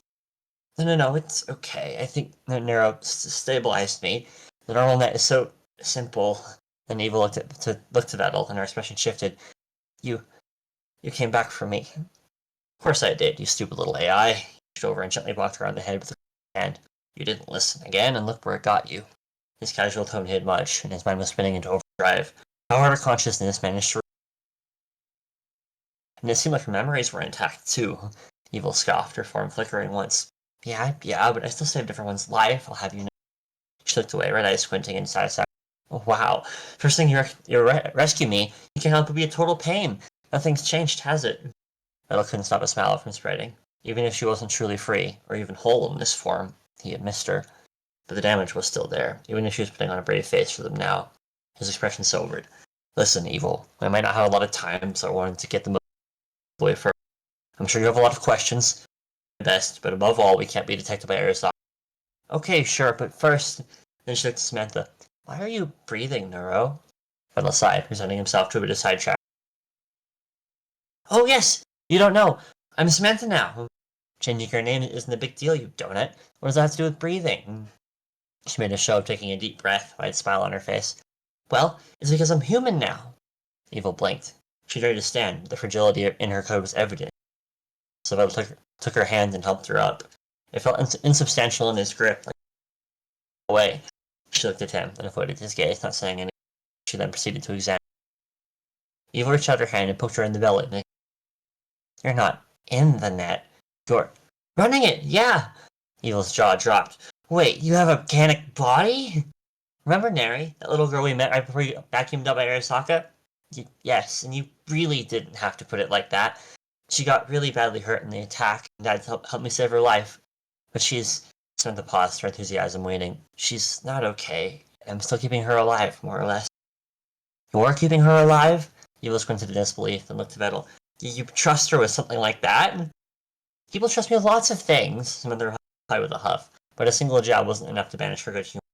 Oh, I can't wait for you to come back with us. Then you can meet all my new friends. She held up her hand and started counting on her fingers. Minnie, Coco, Annie, she's my new mom. Fillian, Mega, she's new. Ellie, and Camilla, who pretends she doesn't like Dad, but it's nice to meet. Evil's eyes had glazed over, her expression frozen in overwhelmed blankness, and Vettel cleared his throat loudly. Samantha, we don't have time to talk about everybody right now. There's more important things to cover. Oh, I guess you're right. That's a lot of people. Evil's gaze lowered. Then she looked up at Vettel. I can come back with you? Isn't that dangerous? Not this time, because you're right, it is dangerous. Vettel settled himself on the ground, and the twins followed suit, Samantha immediately leaning on the weakened remain. This is a test run. What I'm speaking to right now is an echo pulled from the data for it by Samantha's connection to you. Theoretically, it's untraceable, but the very real chance I'm wrong is if I run into your native network. Nor will we tell you where we're actually running from right now. Samantha straightened, expression brightening. Oh yeah, we also got a new home called the... Suddenly her eyes flashed green, and her expression blinked. Filtered. Good job, Neri, Vettel said, rolling his eyes. She's still in there? Evil asked, peering closely at her sister. Kind of, but even then, she's still better at keeping secrets than Samantha is. Her eyes returned to original color. Samantha folded her arms and pouted. I wasn't going to say where it was. Vettel went on. If this works, and this location isn't later completely blasted by Arasaka, then we'll try again, for a longer duration. And maybe then you can meet everybody. But I neglected to mention that most of the Foxfire didn't exist. You just have to figure that out later. Evil nodded, though her expression remained sober, and she asked slowly, So I'm still in the data for it, and I'm not the real Evelyn? You're a reflection of her source code, and she should be able to retain you make. Vettel paused, but went on. But, no, not really. Huh. She cocked her head to the side, small mouth curving downward. I don't feel like I'm not real. Vettel watched her for a moment, noting the physiological and unnecessary reaction, and giving her a closer look at the data view net. Although the disfiguring of the fact that she was still stringing sentences together better than at first, adapting as she went to make up for the damage. He shook his head, looking at the dazzling array of routines. together, even though he'd spent almost a decade working. There were still times when he could only marvel at what they do and how far they'd come. And it was times like this that he knew something that had reached beyond his own capability. But then her gaze snapped back to Vidal, her eyes narrowing. She scooted closer, Samantha scooted without preamble, grabbed up Vidal's left hand. Unlike this, which is super not real, what's wrong with your hand? Vidal blinked in surprise, his illusion of an organic hand clutching at her touch. How had she seen his prosthetic signature? How? He huffed. Just some old damage from the attack. It's fine, don't worry about it. Evil disobeyed, eyes narrowing, tighter. I remember, before you sent me off to destroy that drone, it hurt your hand, but this... She paused and her voice lowered. It's a piece of cyberware. They took your hand? Bill shook free from her grip, her desperate tone discomforting him. Evil, it's not. I'm fine. Any new good ripper? Got me something better.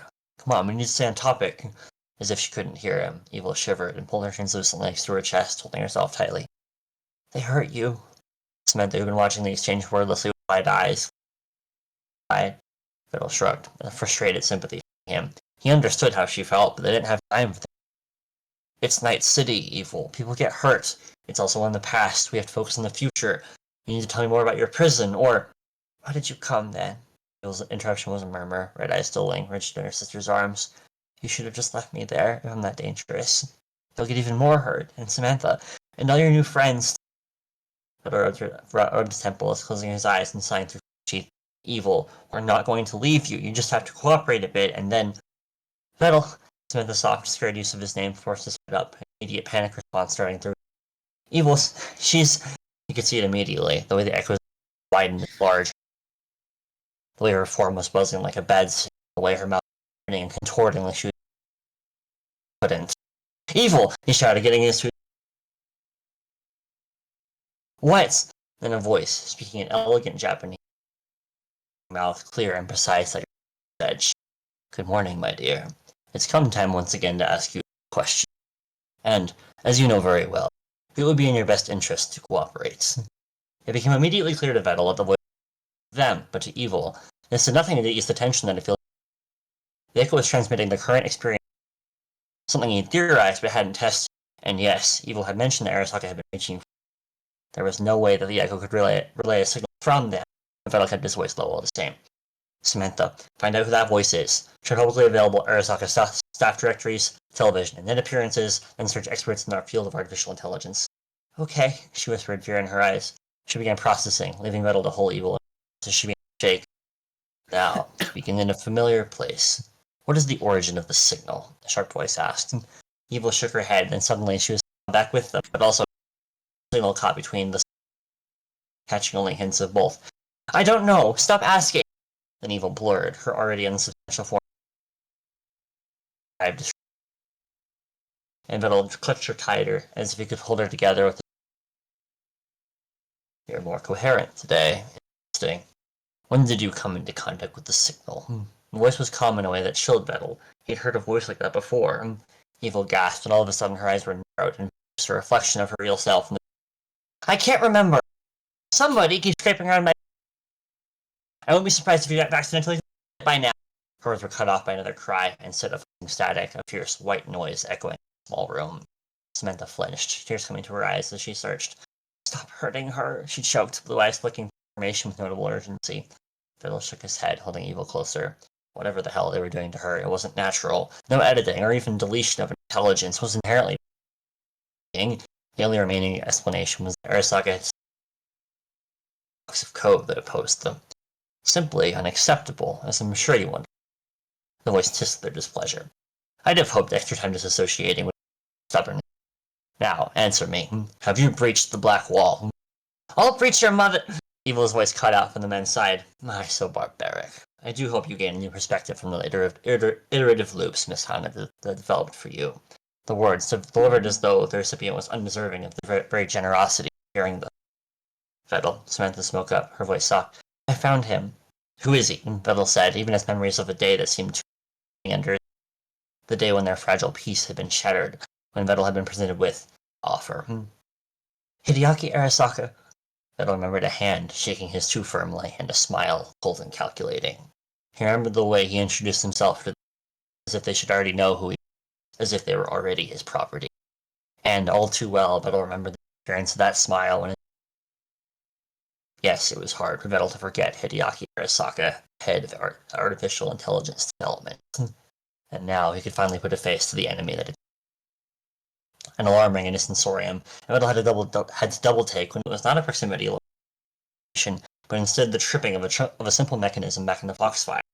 Vettel shook his head, not wanting to be distracted from flight, but these tripwires were hidden very carefully, in places that might be overlooked, and as he found the source of the alarm, somebody was in the upper vents of the arena, and he had his suspicions about who it might be. Samantha, get ready to go. Something's happening back at the Foxfire. Huh? What about evil? The next words burned in his throat, but it was the truth. The echo will dissipate on its own when you leave. Something we can do to help her. Then, before he could hear out her objections, he called Ellie, only hoping that he would have time. Hey, Vettel, is everything okay out there? One of my alarms tripped. Somebody's infiltrated the fire. A sharp intake of her breath. It has to be the tiger claws. I knew something was off. Scanning now. There's no time. They will be hunting your devices. Okay, but... Wait, what? The very sensible confusion stopped him short, but he shook it off, eyes narrowed. Look, it's not important. Call somebody up that can... Fourth floor. Her voice pitched slightly higher. Vettel, the arena is running as we speak. Everybody's busy playing right now. Maybe I can send a drone. And another alarm, one very close to a spot he knew well, one that offered an unmatched view of the entire city. One from which any member of the Foxfire could ease. I'm coming, he said shortly, then hung up. Then the small hand tugged at his coat. He looked down to see Evil peering up at him, eyes wide with a numb disassociation that hurt to look at. You're leaving? It was not him that answered. Oh, I'm not going anywhere, baby. Just going to have you run a few tests today. Omen's voice, light and colored by a strange accent, filtered through Evil's mouth. These iterations will be kinder to you than he is, I promise. Vettel clenched his jaw, then forced himself to set Evil down. But her hand caught his as he tried to pull away. He took a deep breath, forcing himself not forever, I promise. He gently pried her fingers from his, and let her go. Samantha nodded rapidly, giving Evil another awkward hug, visibly trying to hold her tears, the ones already shining in her eyes.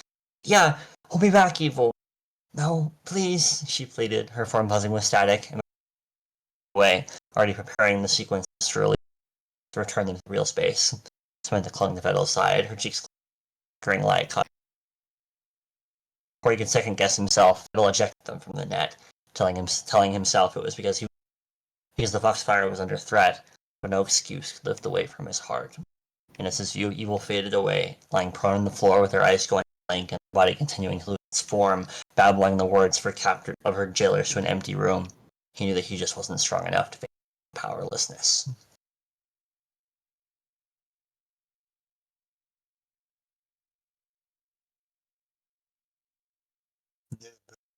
Yeah, end of the chapter. Interesting.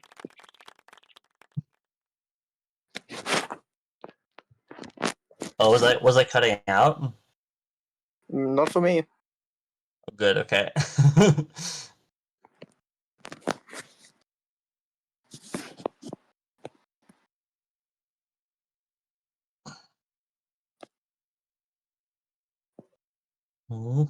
Yeah, that section was fun.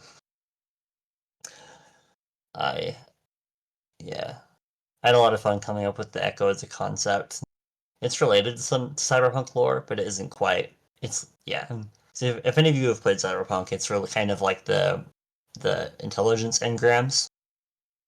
Yep. But more specifically for AIs instead of people. So yeah.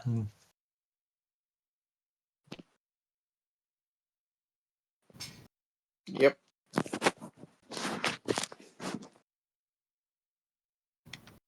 But that is a Cool. very specific kind of tech that Needle randomly got his hands on. No, he developed it himself. Yeah. It's Sorry, I went for lunch. I am back.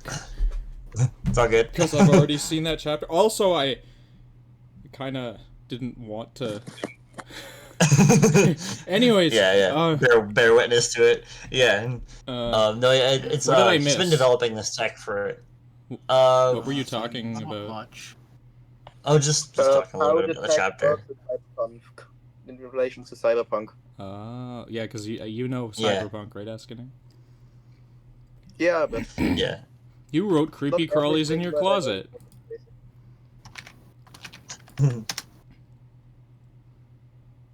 Yeah, but say about creepy crawlers in the closet is more of a cyberpunk setting, not the cyberpunk 2077 setting. Yeah. In fact, like it's that more. I get. In fact, it's more of a biopunk cyberpunk mix. Which is fun because I think Connection Lost is also very cyberpunk. I'm just saying. I mean, it is. I mean, yeah, it is. It is. It's my favorite. It is It's my favorite genre. So futuristic. yeah. I mean, it's futuristic sci-fi, but it's not like the. Yeah, cyberpunk. It's not like the implies cyberpunk dystopia. universe, you know. more, It's I, not. I, like in my when I read it, It's it a felt genre. more chill. Like it felt, it's more comfortable. Not as Yeah. It's not apart from as. the violence It's and not all as that shit, it's like more dystopia. comfortable. It's not as dystopia crime. Yeah. Yeah, exactly. Yeah. A little more futuristic, just generally. Yeah, that makes Yeah. sense. But I'm actually very alas. glad that like I didn't get into or know anything about Cyberpunk really before. Oh, you're not reading one more chapter? Oh, I mean, we can. You only read one. Yeah. You could read another one. It's true. I mean, you probably should. My sugar is messed up, and I just did my insulin, so we have like 15 minutes. Okay, I can do that. This one's not as long. But yeah, I did develop this. I did make up this text specifically for this plot of like evil being able to be with them. I didn't want her to be a damsel in the plot the entire time, and I also wanted to have the emotional connection. So I came up with the Echo Tech for her to be involved in the plot and also still be a captive. That's actually that is a great idea. That is a clever solution. Because I was like, because I love evil. The reason why I wanted to write this is because I love the character and I want her to be in the. So yeah, but I can't do that if she's stuck in a jail. Like, hey, how am I gonna work this? And I was like, oh yeah, we already where characters have like can copy their consciousness into locations and then like this kind of like transferring or whatever. That kind of tech. So it makes sense that Vettel could like more specifically isolate it because especially I hope it's like clear that Evil and Samantha are unique among artificial intelligences, and that's why Arasaka is after them. It's because they are special. I thought it was because they were of the rogue AI tier or something. I mean, almost all AIs that are in any way sentient are rogue AIs. Yeah. Yeah, it's like like we got a few mentions of. Because in like, the lore, there's we don't know. A blanket, but like sentient AI are a thing, but there's basically a blanket ban on them because, and they have been banished into the exploded part of the internet. Oh, what I got out of it, place behind the black wall. How I understood it was that there are modern sentient AI, and they're okay because they're not nearly as strong. Kind of like Delamain. Like Delamain is not a powerless AI, but he's not crazy powerful either. So they allow him to do his thing. He's also only semi-sentient. Yeah, and so like AIs like that are the norm in Cyberpunk currently. Where like if you have a semi-sentient AI, they exist and that's fine. So that's why Vettel developed them for fun. It's kind of like hey, maybe I can make some like some AIs, and then something happened to them because fully sentient AI exists in Cyberpunk, but they're all illegal and again behind the black wall, which they're also frighteningly powerful. That's like the big thing is that. It's like the black wall exists and there are people who want to destroy it, but there's also like this sense, there's also like this very heavily implied thing that it is in fact a good thing that the black wall exists, because if it didn't, then we wouldn't have an internet at all. Yeah, it's what I definitely am going to have a lot of fun playing with that. So. Basically, in lore, someone blew up the internet about 2015, 2025, or 2030 or something. So you're saying it's gonna And happen anytime now? Yes. Yes, We just gotta wait for Rage Bart Moss to show up and. the limited internet that people have in the setting is basically the space that they have reclaimed and rolled off from the rest of the internet. Mhm. And It's mean, incredibly small, incredibly limited, and yeah. And so the wider internet, the huge, crazy one that we is locked away from the behind the black wall. Yeah, because now it's full of currently, all-powerful infested by these AIs. sentient AIs. Yeah, many of which were like military grade type things, Yeah. like terrifying Imagine- monsters, which is Imagine so fun. like Anyway, anything from a sentient Neurosama to just Skynet, yeah, basically. and they all exist And- over there at once. Mm-hmm. Yep, I do. And that's not relevant to the story. I'm kidding. Yeah. Okay, let's do chapter 5. It's not very long. Do you want to do chapter 5, or do you want to save it? No, it's not very long. It's also a pretty good ending point. Okay. So, I mean, unless whatever, it's fine. I mean, trying to wait for more people, like waiting to share my story when more people are here. Whatever. Just if they want to read it, they can go read it. Yeah. Okay. Okay. Vettel woke in real space with a gasp, his runner suit immediately lessening its effect. Rampant processing heated him, making every inch of his exhausted body slick with perspiration. But even as he struggled for breath, the alarms in his soaring continued to go off. His aching muscles to sit up in the inertia and get out of it, disconnecting the unnecessary wires with speed, ignoring the blood that began to well from the strained hardware wrists. He stumbled over to the chair beside where Samantha was waking up, her gleaming eyes blinking blearily, still wet with tears. Evil, she murmured, then gave a start as Vettel started disconnecting, taking more care with her connections. I need you up, Samantha. Dad? Her small chest heaved a breath, and her eyes fully opened, finding him quickly. I might run into trouble, so stay here, but fly when you can. The red dots told him that everything in her return was green, so he nodded and stepped away, picking up his Kenshin from the table. Your Direct slide noise as his suppression combat is cutting you out. Sometimes. What? Yeah. That's lame. Again. Okay. Give me 1 second. Get that out. I'll do studio mic. Let's do that. See how that works. I don't have any background noise going on, so how about now? Is this better? It's not cutting out right now, so. Okay. Nice. Okay. Okay. Picking up his Kenshin from where he left it on the nearby table, he racked the slide as his combat deck booted back up, projecting a HUD into his eyes. I'll be back when I've taken care of this. She sat up, her small frame still heaving breaths from the emotions of seeing her sister. Then she nodded. Okay, be careful. And then, still dressed in only his runner's suit and dripping with sweat, dark hair limp in front of his face, Vettel left their small set of rooms, reality descending upon him once again in a dull, dark shroud. But no matter how dangerous, how dim, how inconvenient the real world was, he'd do anything to mentally escape the small net space room he'd just left. But a part of him would always be there, he knew. The part that, for all the suffering it caused, had also reignited something in his exhausted heart. Anger. He gripped Sweppen tighter, and as the stairs passed unsteadily beneath him, Vettel ascended back up into the Foxfire proper, the clamor of the crowds above growing louder with each step. And that's another one down! Victory goes to the Red Akuma! The ringmaster's high voice cut through the ceiling, and cheers rose in volume as Vettel staggered up to the next floor. Taking sharp breaths, he searched the cluttered basement for the ancient service elevator system that would take him all the way to the upper levels.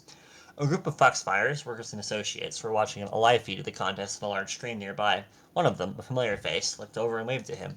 Her bright smile faded when she saw his ragged appearance and the gun in his hand. Oh, hi, Beetle.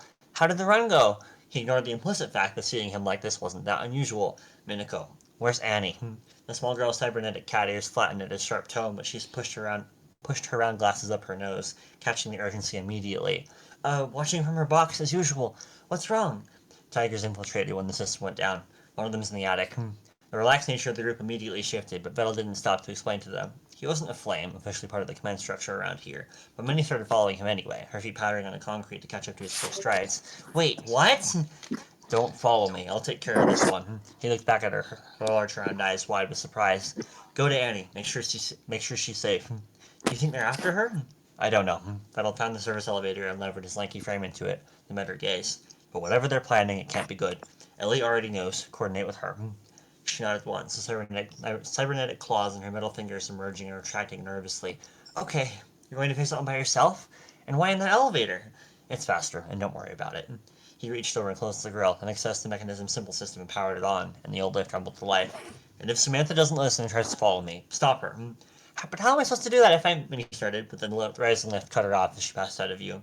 Vettel settled himself against the wall of the elevator, taking a deep breath to try and dispel the tension that was straining his entire body. It didn't work, and he had to settle for releasing the magazine in his pistol and checking it, berating himself for not grabbing any extra ammunition. 16 bullets would have to do, but if he had his way, it would only take him a few lines of code. The elevator rumbled upward, and a view of the arena was revealed to Vettel. He caught a few moments of Camilla prancing in midair, the cybernetics in the ringmaster's legs and wing holding her aloft as she skipped and swung through the space above the arena floor on magnetic barriers, bantering a single-sided conversation with the crowd as the wreckage of the previous combatants were removed from the fighting pit.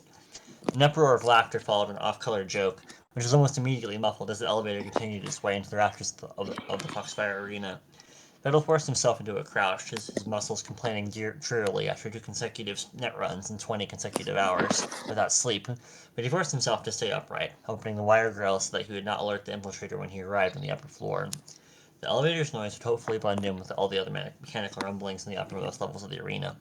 As his desired exit came into view, Vettel slipped through the widening gap, the soles of his net-running suit soft in the dusty walkway.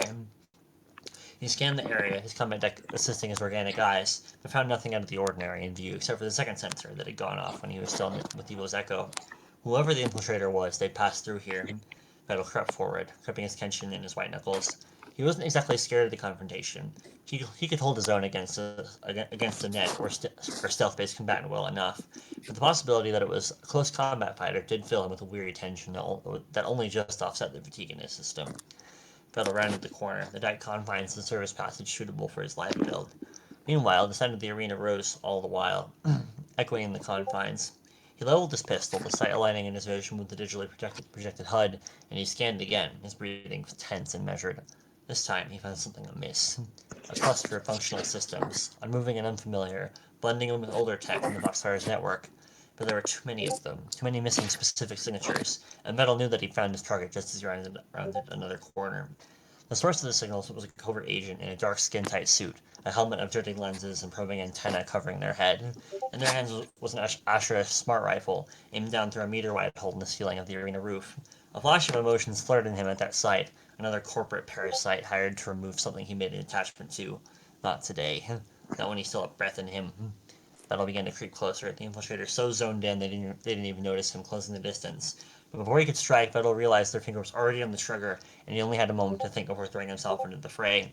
But he did not target the figure itself with bullet or code, and instead the internal security of the smart rifle itself, hacking his way into it within seconds. He only had a moment of cyber deck slowed time to take stock of the situation before the mechanisms of the weapon were set in motion, working at the speed of electricity to launch a missile from its silenced barrel.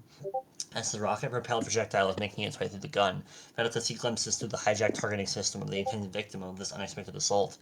The view through the reticle flashed a swirl of pink hair, smiling mouth, and dark indigo eyes that shone with the joy of showmanship.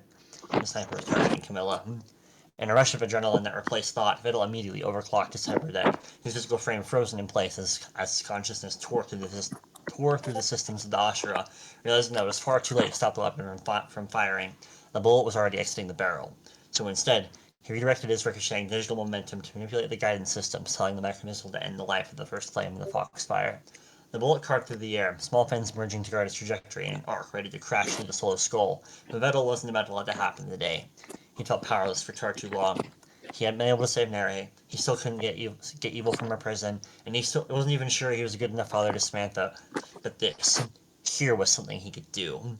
With deft promptings trained over a decade, he tricked the smart rifle's targeting system with a set of unbelievably fast signals, overloading its limited cortex. It immediately lost track of the girl leaping through the air, the sniper's initial aim having been far from accurate, and Bettel watched as the smart bullet lost its curve, passing several inches behind Camilla's pointed ears. It went on to spark against the floor of the arena, a sound of the single bullet likely lost and the crashing of metal upon metal as the two robotic combatants fought just out of view. Now that Camilla was safe from the single-shot smart rifle, Bettel allowed a moment of peace in the slow time offered by his hyperdeck. In that slowed moment, he found his eyes following the graceful, near-frozen movement of the arena's ringmaster. Dressed in her finest ring attire, Camilla was moving backwards, a slight spin to her athletic figure, her mouth opening in a shouting smile, but it was her jewel-toned eyes that caught his attention most. The frustration and distrust she looked at him with earlier was gone. Now they were sharp, alert, and narrow, full of excitement and life, and Vettel found himself taken aback by how much time he'd already spent looking into them. But there was still a little left, he knew, before the infiltrator would realize why his shot had missed his mark, so Vettel examined a wider view of the girl, taking advantage of the targeting system's built-in scanner, which Camilla wouldn't be able to detect. Even though she tolerated his presence well enough when she wasn't berating him, it wouldn't hurt to learn more about her. Besides, he had just saved her life. The scanner's view of Camilla showed him many things, most of which he already knew, but something new stuck out to him this time. The Foxfire's top operative was infamous for her ingenious augmentation, the extent of which was second only to Filian's. But for some reason, despite the stylishly matching armor on both of her arms, only one of them was cybernetically enhanced, revealing her entire left arm to be entirely organic. Curious. Then the entire Ashura began to move, which signaled Vittel as his opponent would notice his intrusion. So, leaving the targeting system fried behind him, he returned to his body with a gasp. The stillness of the small corridor was broken by the roaring down of his overclocking cyberdeck, which drew the gaze of the helmeted figure. Vettel leapt forward and struck as quickly as he could, reaching out and ripping several of the lenses from the infiltrator's helmet, his metal fingers crushing the delicate components in his grip. They reeled back in shock, trying to reload their rifle, but Vettel's gun was already out, and he fired 2 rounds into the figure's chest, not even bothering to charge the shots. Now that their plan had failed, he didn't need to kill the infiltrator. Vettel realized the sharp gleam. After all, any would have questions for them. A rush of blue in his vision, and then a familiar voice spoke in his mind. "I'm here, Dad. Everything all... Oh, you're fighting." Could have been a little faster, Samantha. Vettel chatted in a hoarse voice, hiding the conflicts of emotions running through him as his daughter's intelligence wrapped around his virtuous signature like a blanket, leaving me. "But you're so tired, are you sure?" Before she could finish, his opponent, staggered and bleeding, assaulted him in a way that Vettel was already prepared for. A flurry of quick hacks shooting towards him in an unbroken line of harmful code. Vettel, entering slow time again, wove his own net of matching attacks, each one counteracting and neutralizing the enemy runner's strikes, the common space between them flaring and sparking in digital space by the invisible war between the two netrunners. But Vettel knew he had the upper hand in skill, even without Samantha to back him up. With a narrow scowl, he allowed a strategic gap in his defenses, and without hesitation, his opponent took the opportunity, sending an attack that would cripple all of Vettel's cyberware straight through the perceived chink in his armor. The man would have had a better chance pulling out a knife. Vettel struck back viciously with the exact same hack, following the attacker's own paths back into his neural networks. And just as Vettel's hand began to buzz with the interception of foreign codes, the other runner, far more chromed than he was, erupted in a shower of sparks as augment after augment shorted out within them. A bubbling scream of pain, the enemy runner collapsed in the metal gantry, spasming and shaking. Vettel heaved a gasping breath, heart pounding in his chest, victory clashing with the accumulation of dull headaches that came from slowing time.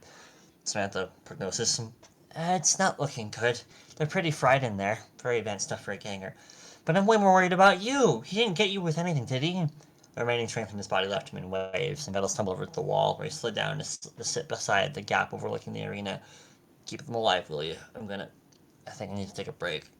Cyberdeck cooling, Vettel watched as the audience erupted into cheers. Camilla, blissfully unaware of the dangers dealt with above her, doing a spectacular diving flip before landing, then leading a chant in the winning robot's name. Vettel's emotion, heated by the regret of leading Evelyn and compounded by combat, began to fade to a dull, listless curiosity. He'd have to ask Camilla about her arm one of these days. "Dad, are you okay?" But not tonight. He'd lost and won enough for one day. "Yeah, I'm fine, just need some shut-eye. Tell the others there might be more of them." Then with a rumble of subwoofers and blaring laser pop vibrating through his exhausted frame, he closed his eyes against the furious light show erupting down below and finally allowed his consciousness to slip away into sleep.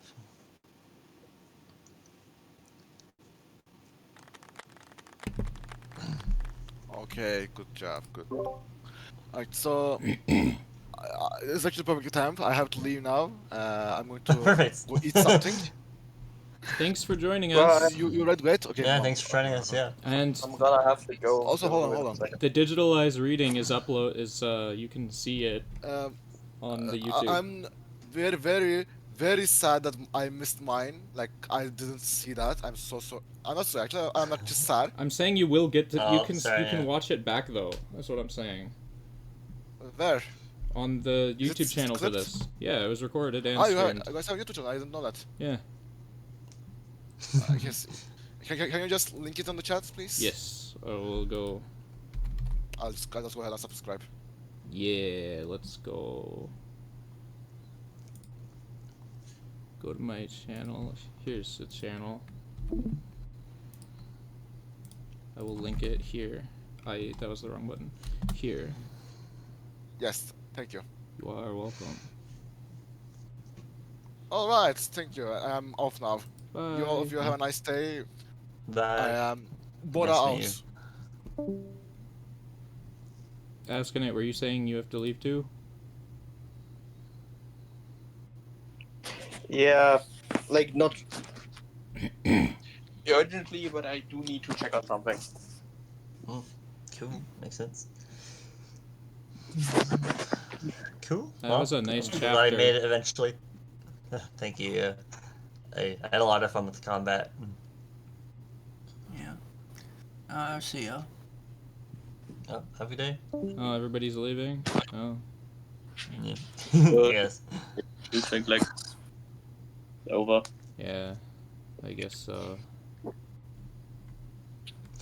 That was very fun today. What was that? It was very fun today. Yeah. Yeah, it was. Even though not as many people showed up, people who did show up, we had fun. I mean, in total, I think like 12 people were like there. Yeah, that's like a normal high amount. Like last week was an outlier. I feel like. I don't know what happened last week. I wasn't even around. I was gone. You were around. You just left. So. I was not around. I was at my aunt's house at a party starting. Yeah. Anyway, well, good. I'm glad I made it eventually. I'm glad you made But it. I do. I hope your moving works Yeah. out well. Thank you. Yeah, I'm probably gonna take a nap after too. Like. Anyways, next 2 weeks. Ooh, very exciting. Yeah, I'm excited. I'm excited to see more Paradise. It's gonna be intense. It's an intense story. I like it. Yeah. Oh yeah. Okay. Well, I'll see you guys next week. I'm gonna get. Next time we're going to get answers. Yeah. Yay, answers. Okay. Love Bye, it. guys. Thanks for hanging out. Bye. It was a pleasure to hang out with you. So you're gonna say it was a pleasure doing business with you. No, I haven't bought or sold anything. Okay. Have a good day. And it would be kind of rude to consider our friendship a transaction. That's yes. All right. Bye. See ya.